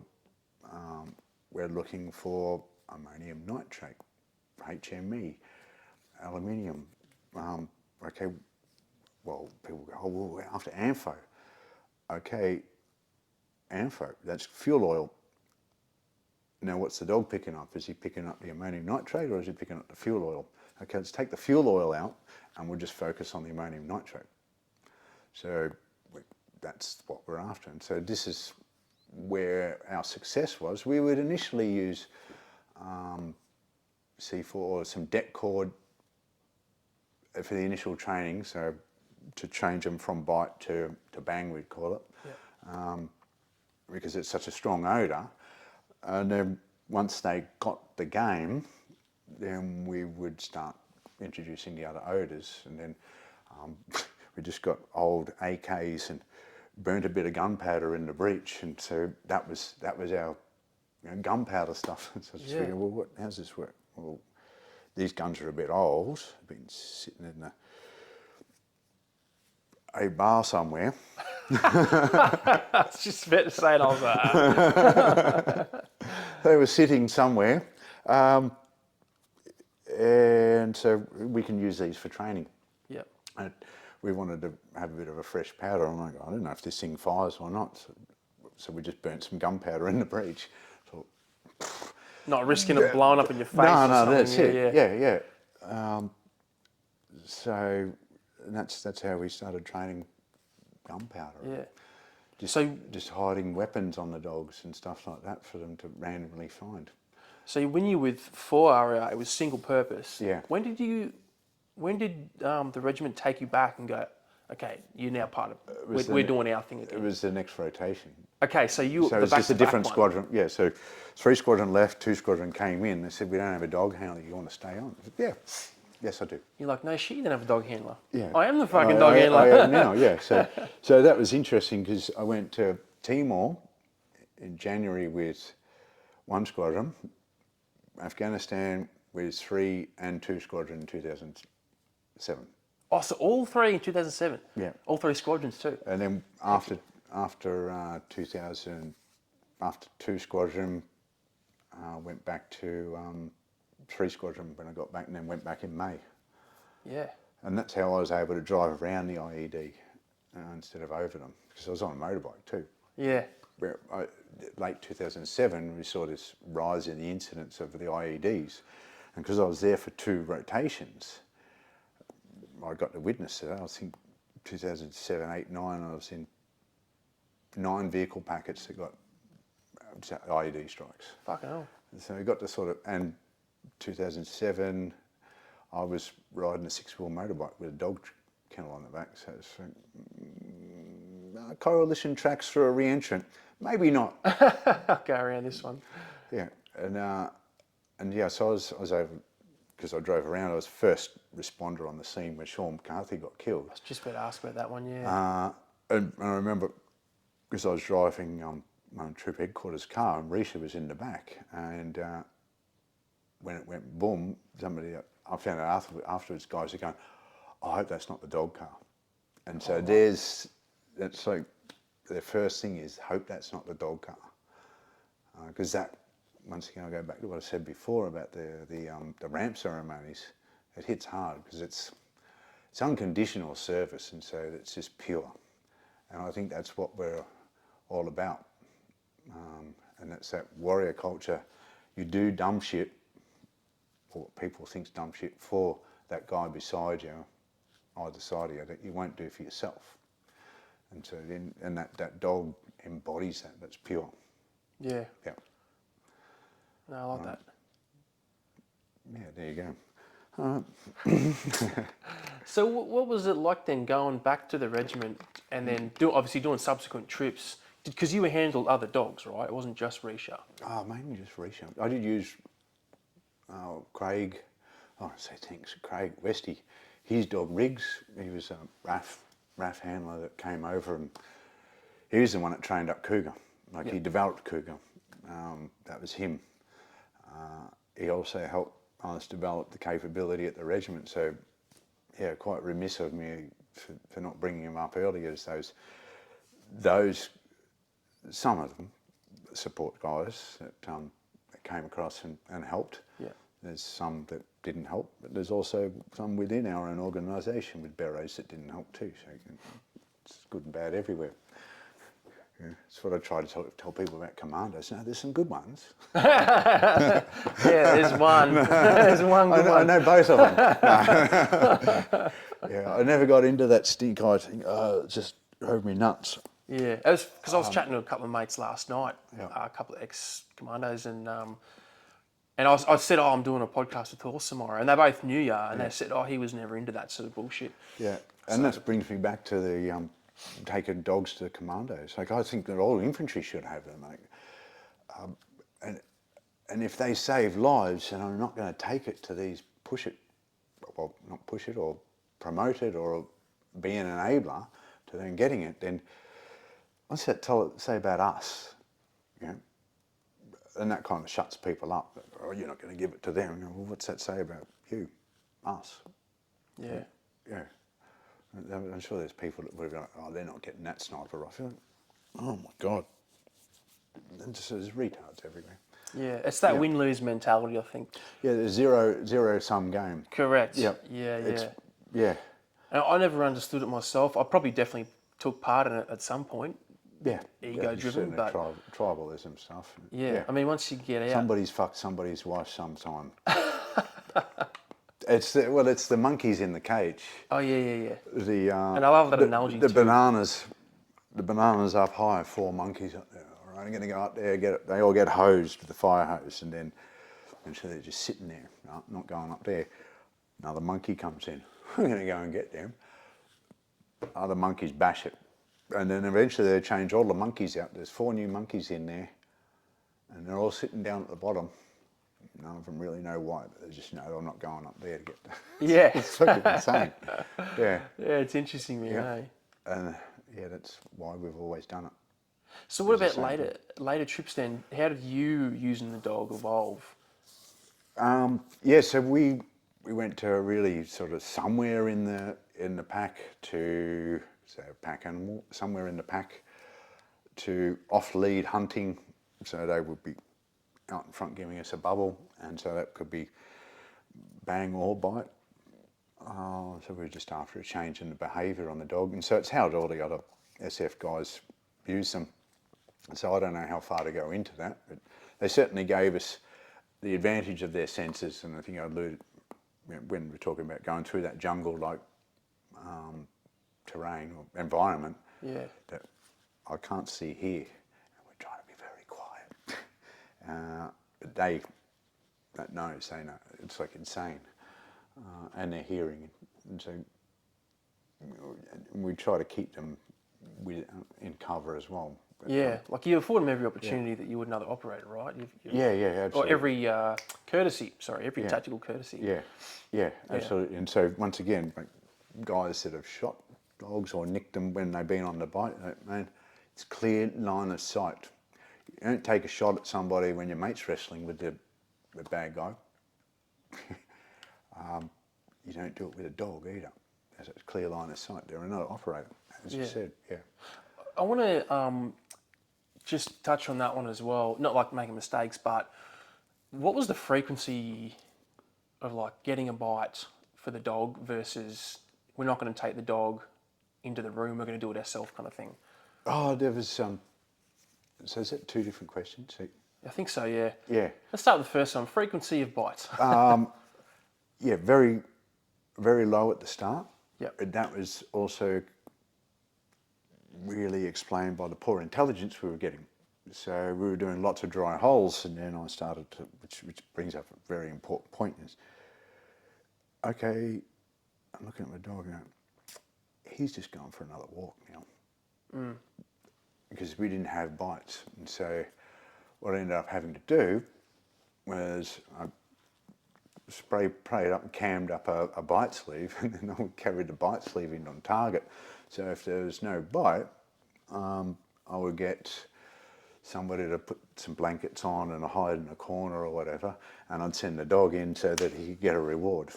Yeah. And we would do that with, if we found anything on, like if we had some of our own magazines, I'd put it in a room, get someone to put a magazine in a room, so that the dog could then switch from, he'll get a bite. So if there's no casualties, I go to medic, can we go in there?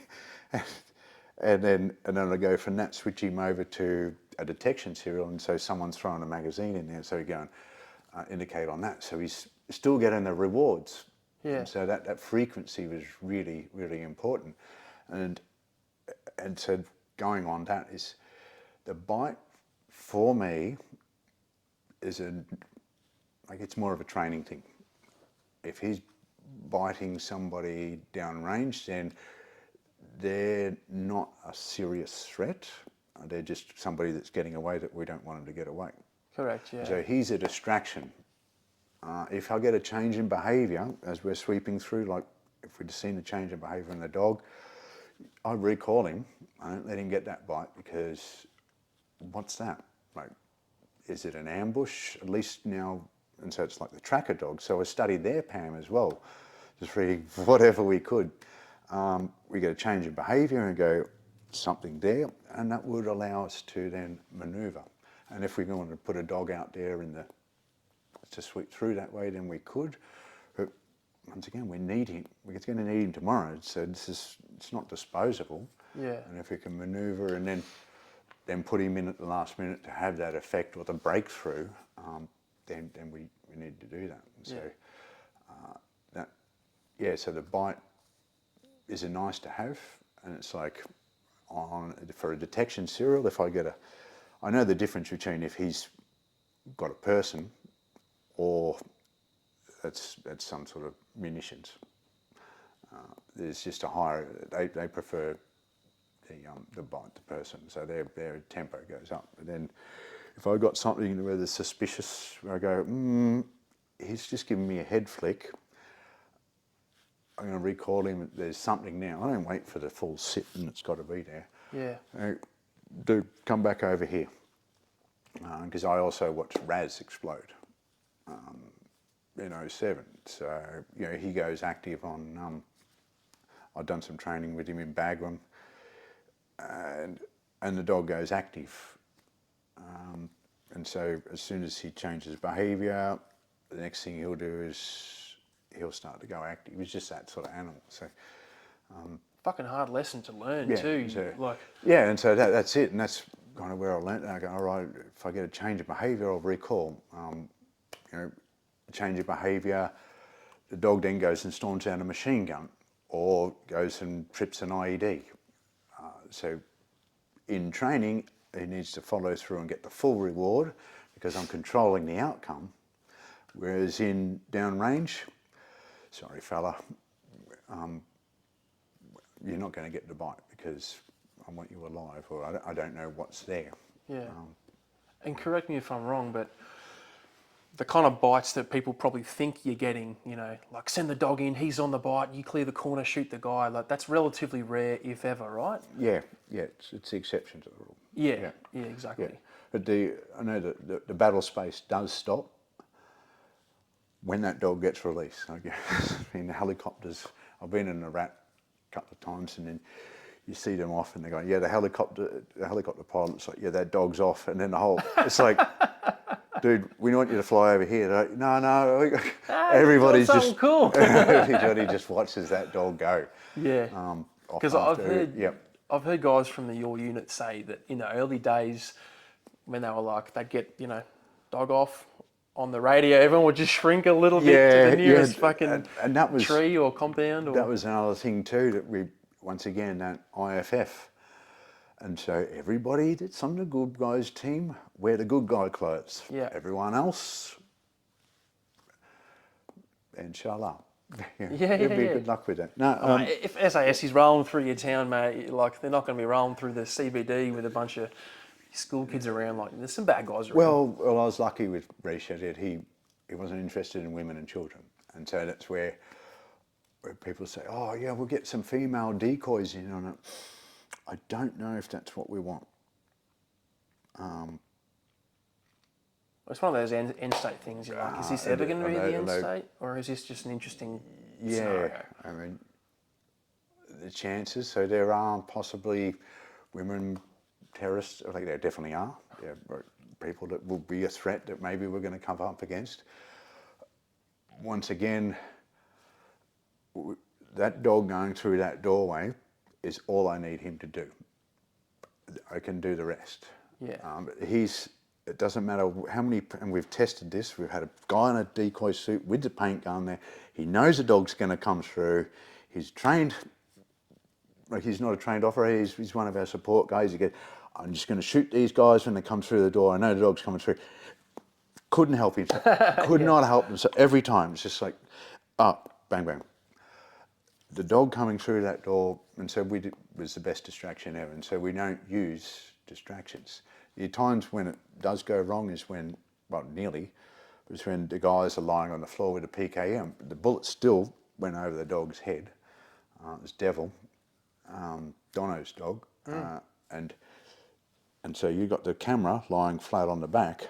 It went through the side, not the up part, the side part. Shit. Yeah. So, but fortunately, Devil's a small dog, so if he's one of the other dogs, we'll gone through the spine. But so then they just dropped the house on him. And I was gonna say, were there any sort of incidents that were that exception to the rule where it was like dog in the room, straight on the bike, clear the corner, shoot the bad guys, sort of stuff? Yeah, that happened. Okay. Yeah. Yeah. Yeah, absolutely. Yeah. I mean, and one of Richa's best bites is he took down an MMA fighter, a Southern Uruzgan. It took 3 of us and a dog. And he broke his restraints a couple of times as well. Oh shit. Yeah, it was a good fight. Who was the fucking dude? He was Objective Spear. It was his bodyguard. Okay. Yeah. An actual MMA fighter, or just like an affectionate yeah, like this term? guy. He was. Yeah. Could have been. He's tough. Yeah, he's tough. Yeah. But we arrested them, and then I remember the next year coming back. That was 08, and then coming back next year in 09, going, hey, Barry Gould, Objective Spear. He says in Quetta, like, we arrested him. This is wrong. We arrested him last year. No, they let him go. No, he's out there. He's number 5 on the Joe Pell. Number 5 on the Joe Pell. Yeah. And Joint Priority context. Effects list. Correct, So that's your hit list. That's the coalition's. He's number 5 in the top 10. And they let him go. We also got Objective Musket. It was number 8. They let him go too. And they're working Quetta. So, but morality versus legality. Hey, I'm just doing my job. Yeah, that person's now going up and is a commander directing troops doing attacks on coalition forces and killing people. And so, when did poor old 6RA go? 2010. So we captured these people in 08, they let go in 09, and then like they took some big hits, 6RA with IEDs and everything like that in that actually is 2010. fun, mate. Yeah, So yeah. I don't know, the timeline fits. Maybe it would have happened if we'd have kept these people in jail. Maybe it wouldn't. Yeah. Yeah. I want to hit you with the kill capture, and I'm not interested in the IGADF shit. I don't give a shit. That's not my place to sort of comment. But the kill capture missions, and the context is I think I told you the other day. Everyone has an opinion on everything. Yeah. It's just as long as we get it straight that it's an opinion. Yeah, and that's why Yeah. I personally don't go Yeah. into it on the podcast because I'm And like, yeah, I wasn't and there. it I can don't, taint things too. So yeah, correct. And So I don't mean I'm a talking head going like, oh, you know what I would have done? I would have had 2 guns and I would have been. Like, it doesn't help. Yeah, So- well, we're getting in trouble for having 2 guns. That's right. That's not what I meant.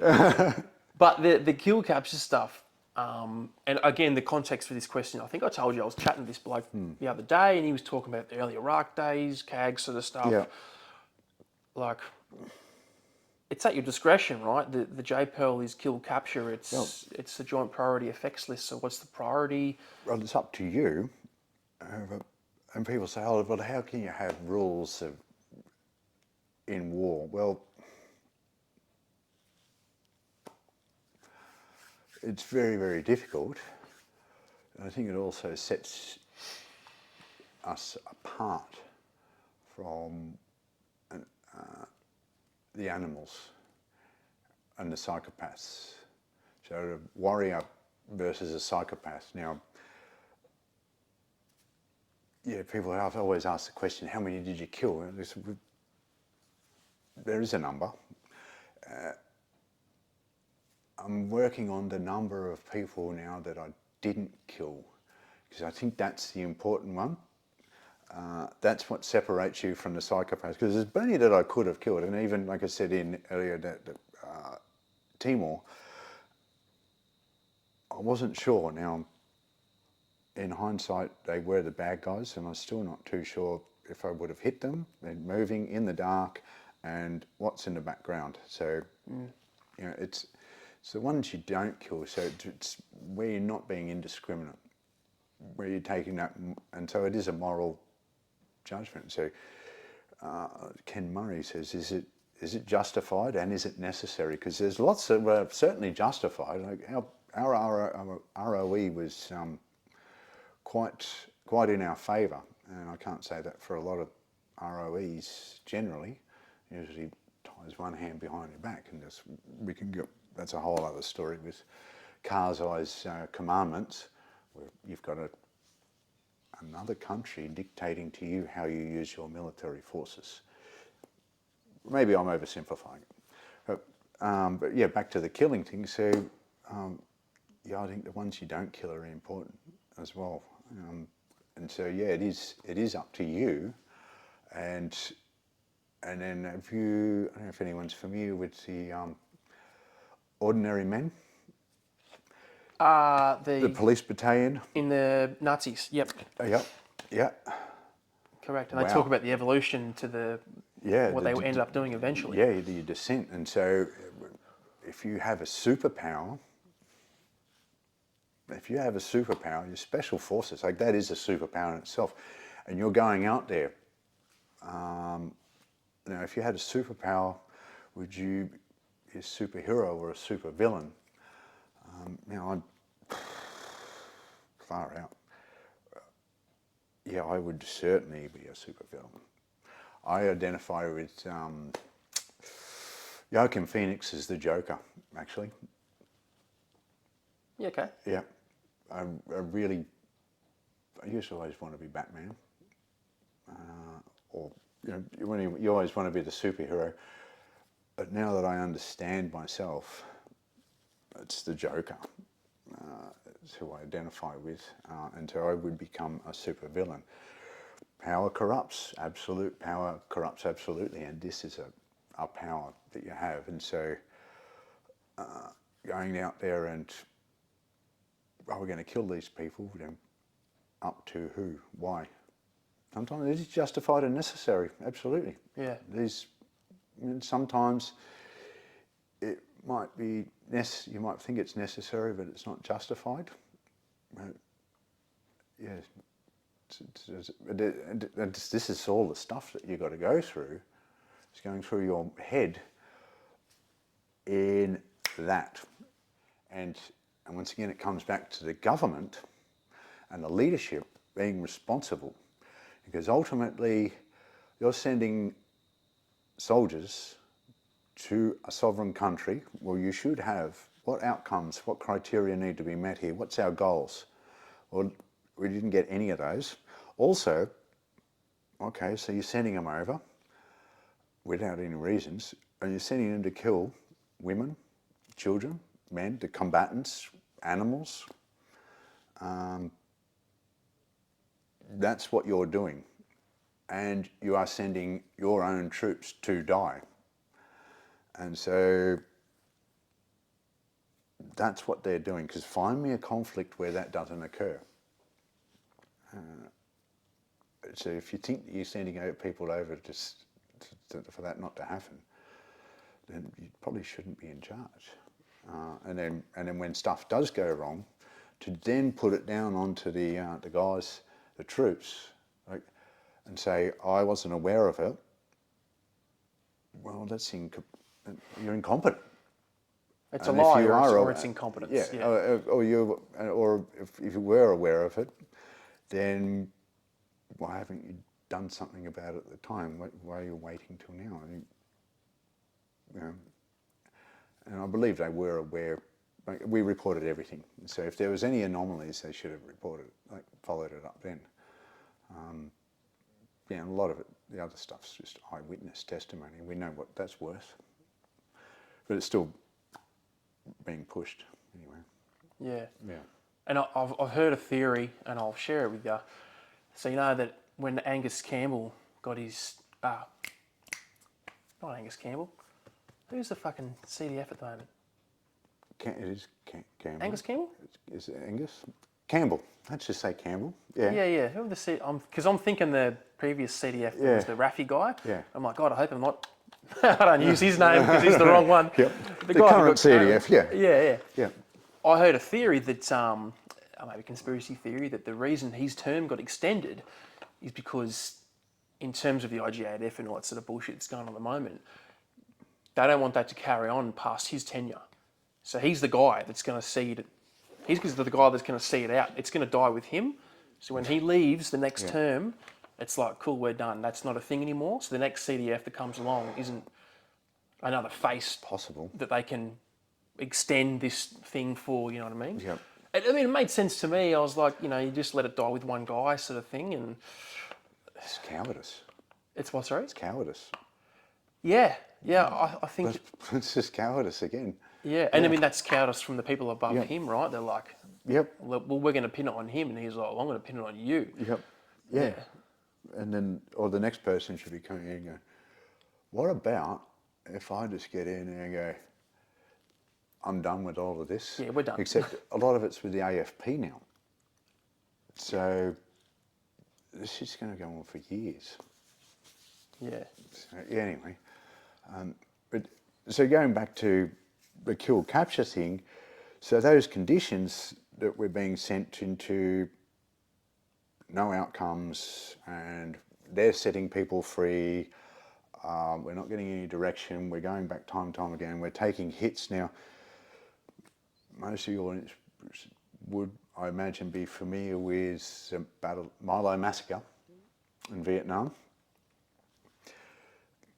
Search and destroy missions, same place several times, taking hits, dissatisfied, don't want to be there, what the fuck is going on?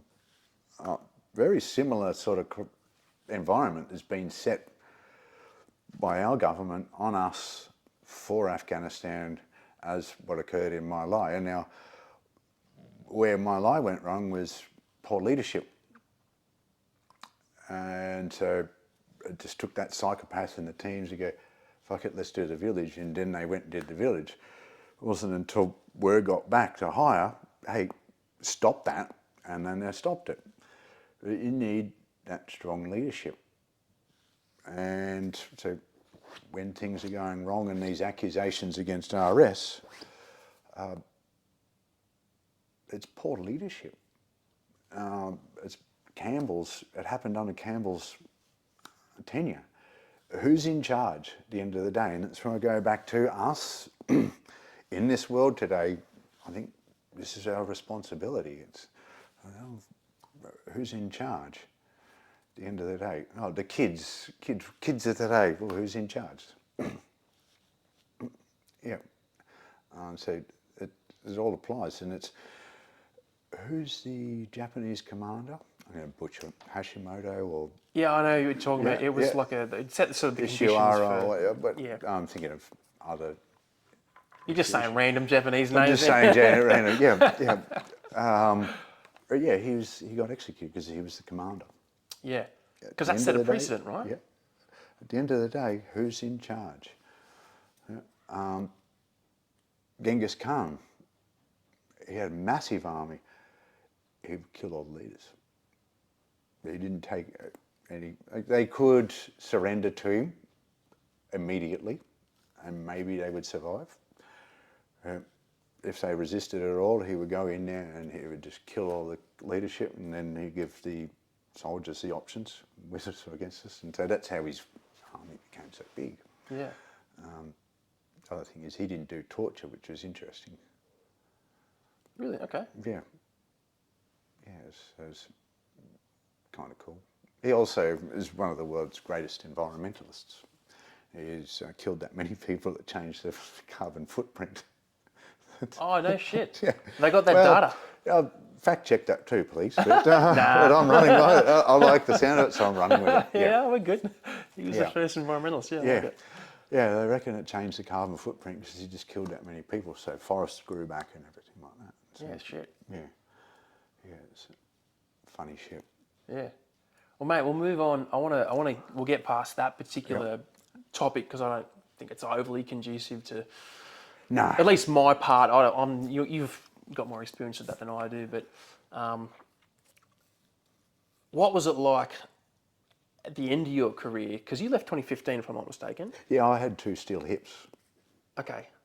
I put in late 2014, so I was kind of done. Yeah. I was kind of burnt out and just tired. Yeah. Yeah. I had a daughter in Sweden that I wasn't getting to see, and so that certainly diminishes your capacity or capability. And I see other guys throughout the regiment and all walks of life that when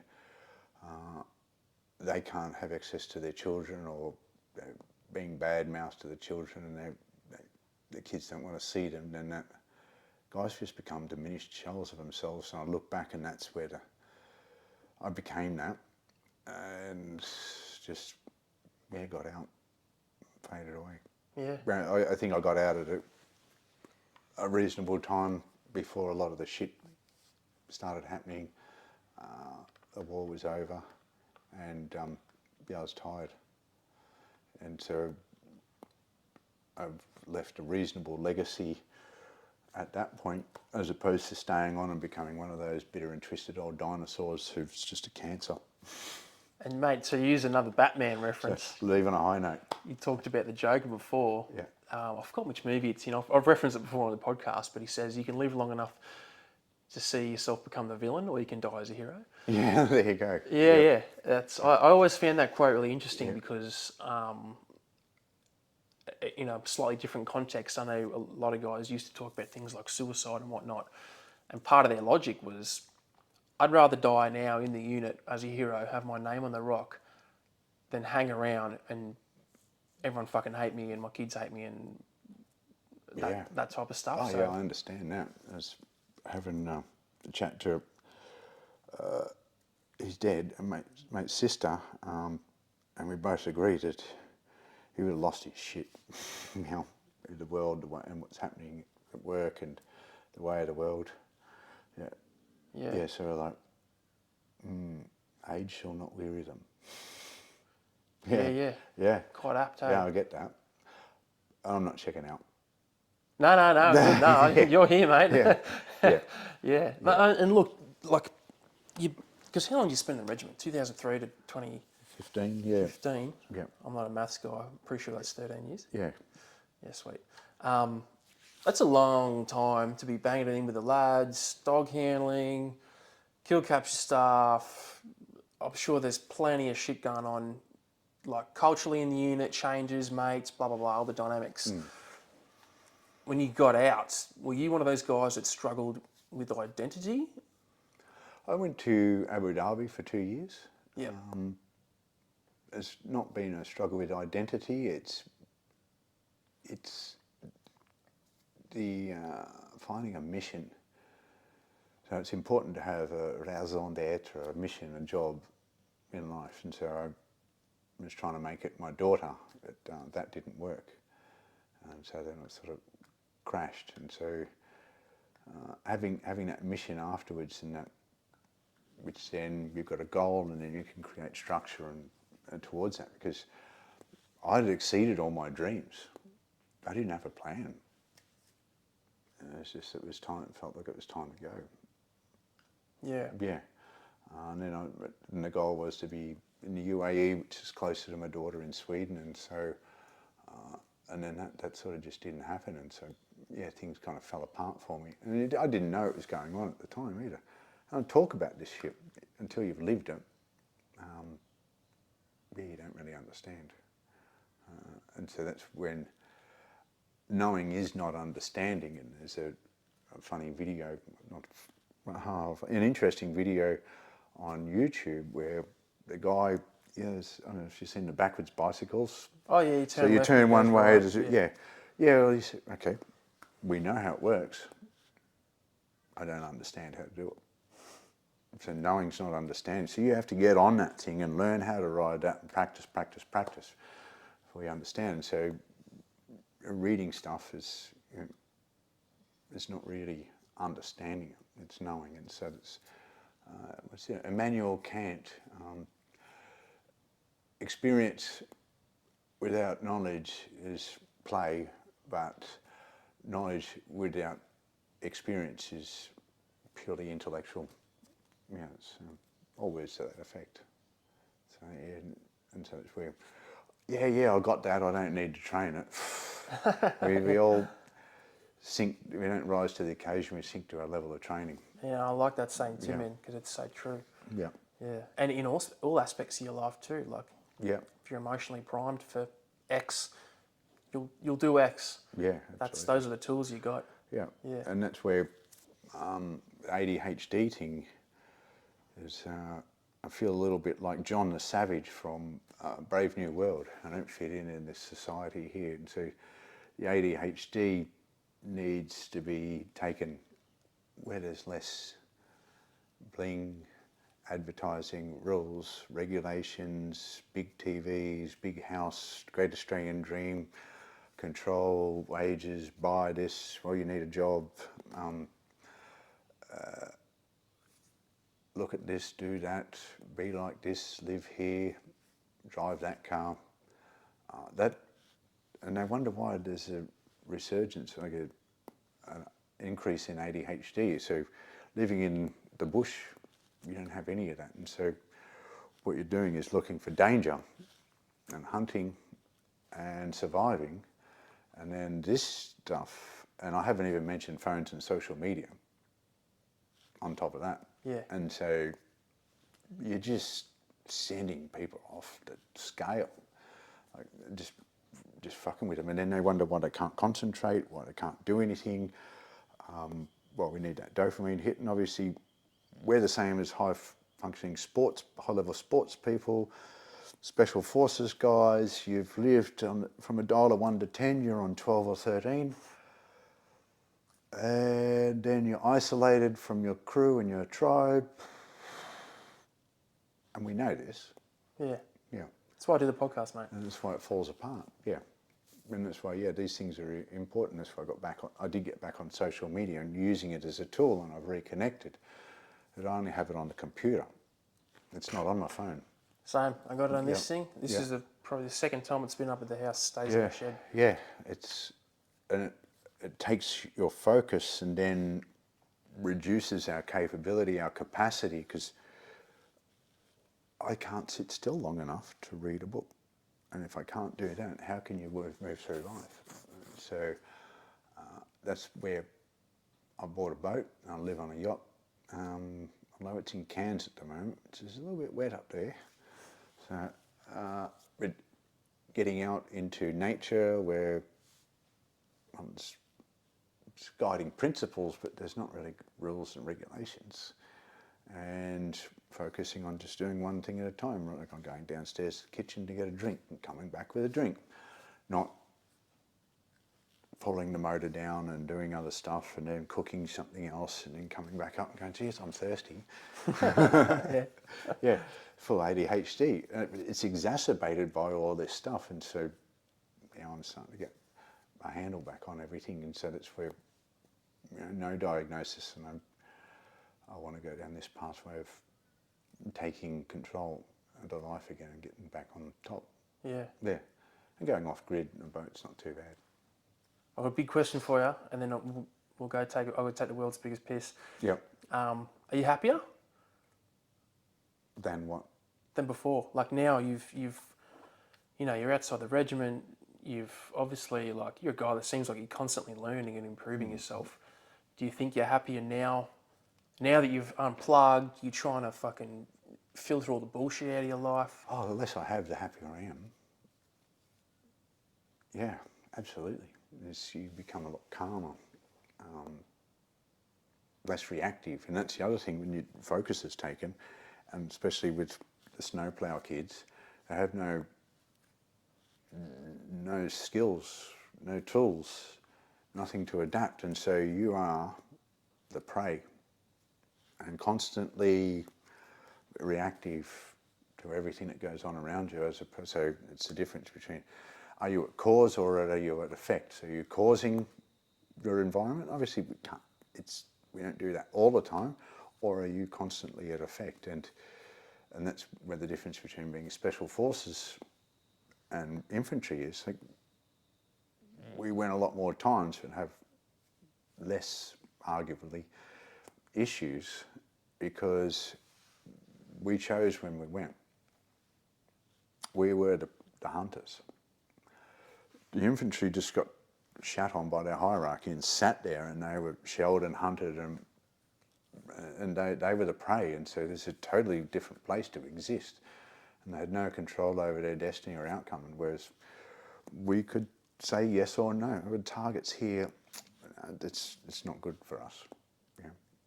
And Yeah. so, and so it's when people say I'm against violence. If you're not capable of violence, you don't have a say in the matter. Oh, you said this the other day. You're on the menu. Yeah, if you're a rabbit saying I'm against eating meat, you don't have a say in it. You are on the menu. It's the ones with the capacity or the hunger of what are we going to eat tonight. They're going to make the decision. Obviously, there's unavailability too. Yeah. Yeah, and so I think Jordan Peterson talks about, the strong, capable, competent people. The person that can be a monster, that has the monster in hand, is truly a moral being. Not the weak that can't do it. You don't have a say in the matter. And that's a entitlement-based society versus the shame-based, where it's competence hierarchy. Yeah, so you're either up in the hierarchy and you got there through competence and capability, or you're on the menu. Cool. All right, guys, we're back. I just took a gigantic piss and I feel so much better. Yeah, well, 51, I thought I'd be the one breaking the... No, I'm proud of you, man. So I'll hit you with the questions, mate. I was at the post before the episode. So there's two that I'll get from the post, and then I'll get one from Jason Semple. And I bet you know what it is already. Mate, so on Instagram, there was a dude called LCoops15, and he said, how did you find the implementation of a new capability, and how receptive was everyone? Yeah, so I guess we spoke about 2007 and the OC, saying I don't have any need for that. And then you did ask a question earlier about people just wanting to get in there in the room and fuck the dog, I'll get in there. That was one of your questions as well, wasn't it? Yeah, something like that. Like, what's the sort of frequency? Yeah, and so that we can cover off on those. So obviously, with some hierarchy, they just didn't want it. And so we went from 2007 with that, and then I just became that annoying person that went to all the O groups, the planning groups, because under times of stress and people you sink to your level of training, and so if you've never had dogs in the planning before, you don't think about dogs, and so it's natural. And so I was lucky that I got brought in 2008 to some of the planning, so I was able to inject, we can probably do that, and I was still making it up as well. And so I was lucky that they were open enough to try things and so help us develop it. And so it's with Langers and whichever company it was, we was with the commandos in Desert, helping us open that up. So it's just, once again, special forces being special forces enabled it. And then it's helped us get to 2009 and became a balk criteria if you don't have a dog in the FE, in the force element. No shit. Yeah. Really? Yeah, and so we came that far that we were, and I was that annoying along the way, and people were like, it's not all about dogs. I go, no, it's not all about dogs, it's another battle operating system. Yeah, and I'm pushing my case, just like people were pushing their cases, and so I just maybe did it a little bit more offensively.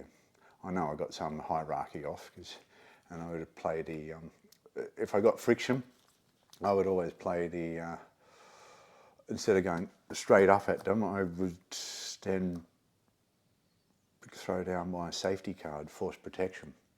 So what you're saying is, if we can't do this, then which mitigates this risk, this risk, this risk, to the force element, you're good with that.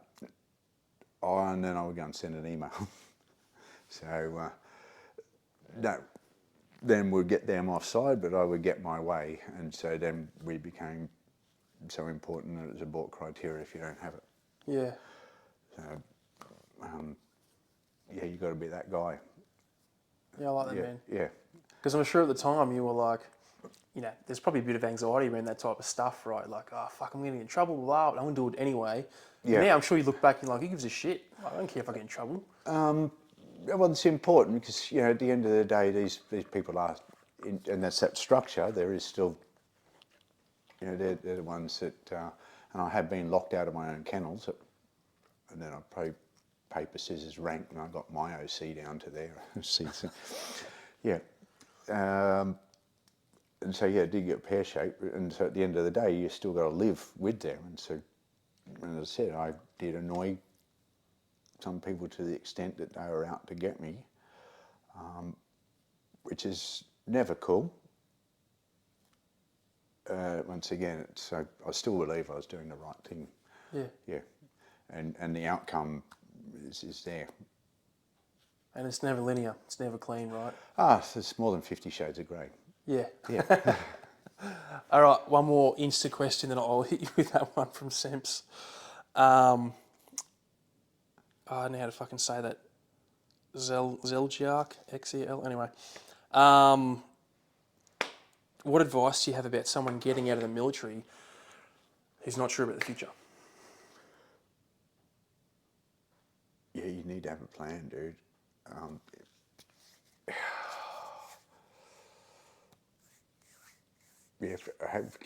Get your next mission. Start getting your next mission. So you need to have, you know, you got to have another mission. This getting out to nothing is, and hope is not a plan. So find out what you want to do, and then get a plan, and then work towards it. And so you can use the system that you're still in to an extent. I mean, obviously there's separations and transitions or whatever they want to call it. It is what it is. But you can use that time to build skills to get out to something, because I'm not sure if that's what is the question. I want to get out, but I don't know what I want to do.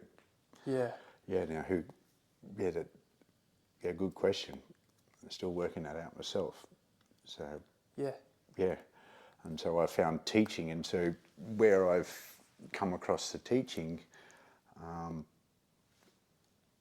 is, once again, that tribe. So you're in that hierarchy, and so let's say you're a soldier, you're the warrior archetype. Well, there comes a point where you're not young anymore and you can't do that. And your children are now growing up, and they're going out doing the warrior stuff, the hunter stuff. And now you're grandma, grandpa, teaching the children. And so that's the natural evolution. I felt, and I've been drawn to teaching. It's where I come across working with the autistic kids. And so whatever your calling within the military is, just go, okay, so I've got all this experience from an evolutionary perspective. Well, who needs that? And so with the military, we serve, and there is no higher calling than to be of service. You know, because of service to the tribe is the survival of the tribe. And we serve as the hunter, the healer, the teacher, the artisan. You know, that's the service. And so finding where you can be of service is important, because once again, that warrior culture is about doing shit for others, and then we'll get out, and if we don't have anything to do, you'll fucking blow yourself up in a glass coffin, a pipe, you know. Yeah. you'll find a way Yeah. to fuck it up. Yeah, Yeah. and I like that, man. I like that. Yeah. You got to find the new mission, dude, because essentially, like, I think a lot of people confuse the outcome with the mechanism. Yeah. You're like, Yeah, you I still did. have what you had in the military. That's what I got now through the podcast and the business. Well, we have new careers. 5. Yeah, it's more than one career in life. We're never taught this. Because once again, that control keeps you in one career stream till you retire, and then you die. And the government, the system's done with you. The matrix is done with you. Yeah. Yeah. And once again, the comfortable, the easy option is not the way. Embrace the pain. And so it's even as the little things such as when I was in Stockholm, I had a storage unit, and I would catch the train from my Airbnb to the storage unit, load up some kettlebells and some other gear, and then I'd carry that to the train, take the underground up to another, a normal train, and then to a stop, and then walk to the hotel with it. I could have got an Uber, where you just sit in the Uber and everything's carried to the door and you just put it in there. Well, the outcome on the surface is the same, but having achieved all of that, where's the train, where's the hotel, what time, which train, where am I going, how am I going to get there, and then just having to physically carry it, it's a totally different outcome. And so that's why I say, we go back to take the hard options. And by the way, I still fucked that up. Yeah. Yeah. But it's identifying that and going, okay, well, this is how I'm going to do better next time. Yeah. No, that's a good answer, man. I like it, bro. And the last one from Semps is, would you please regale us with the tale of the Soldier On charity event that you were with? with him. Yeah. He was adamant. He was like, you got to ask him. Soldier On. Well, so they had a gala ball at Hilton last October. And I went down there with Preston, a dog. Long story short, if it's a fundraiser, why you have it such an expensive place was what I kept on thinking. But there were other assistance dogs there, and so one of them came over to attack my dog, and I got up, I chased it away, and unfortunately I missed it. I give it a big kick, but the whole audience, so it's a black tie event, and it was like, hey, and I just told, fuck you all, and then walked out. And there's a couple of extra little details Semps put in there. And Soldier On directed the security to not let me back in. And then in the ensuing weeks later, kept on trying to call me to apologise. And said, oh yeah, you know, sometimes things like that happen. Yeah, I know, things slip through the cracks. That's what Soldier On's been developed for, because the system has cracks and you're supposed to fill them, and now you're exacerbating. Oh, and then they just made a whole lot of excuses, and I hung up on them and never heard from them again. So avoid a Soldier On, I would say. That's good. Yeah. Yeah. Mate, the way Semps tells a story, and he's fucking chuckling the whole time, and he goes into the detail. He's just, he tells a good story. Yeah, he was talking about how quiet it was, and you were like, that just fucking happened. Yeah. That's good. Yeah. Oh, it's all good. Cheers, man. Right, thanks for coming on, man. Yeah. And like, fuck, man, you drove from the sunny coast down here, and you're driving back this afternoon, so... Yeah, I'm not an online kind of type of guy. No, if this Zoom stuff, it's in case of, it shouldn't be instead of, because there's most of our communication is body language, and once again, what this is doing to kids, and well into the future, is disgusting. Yeah. So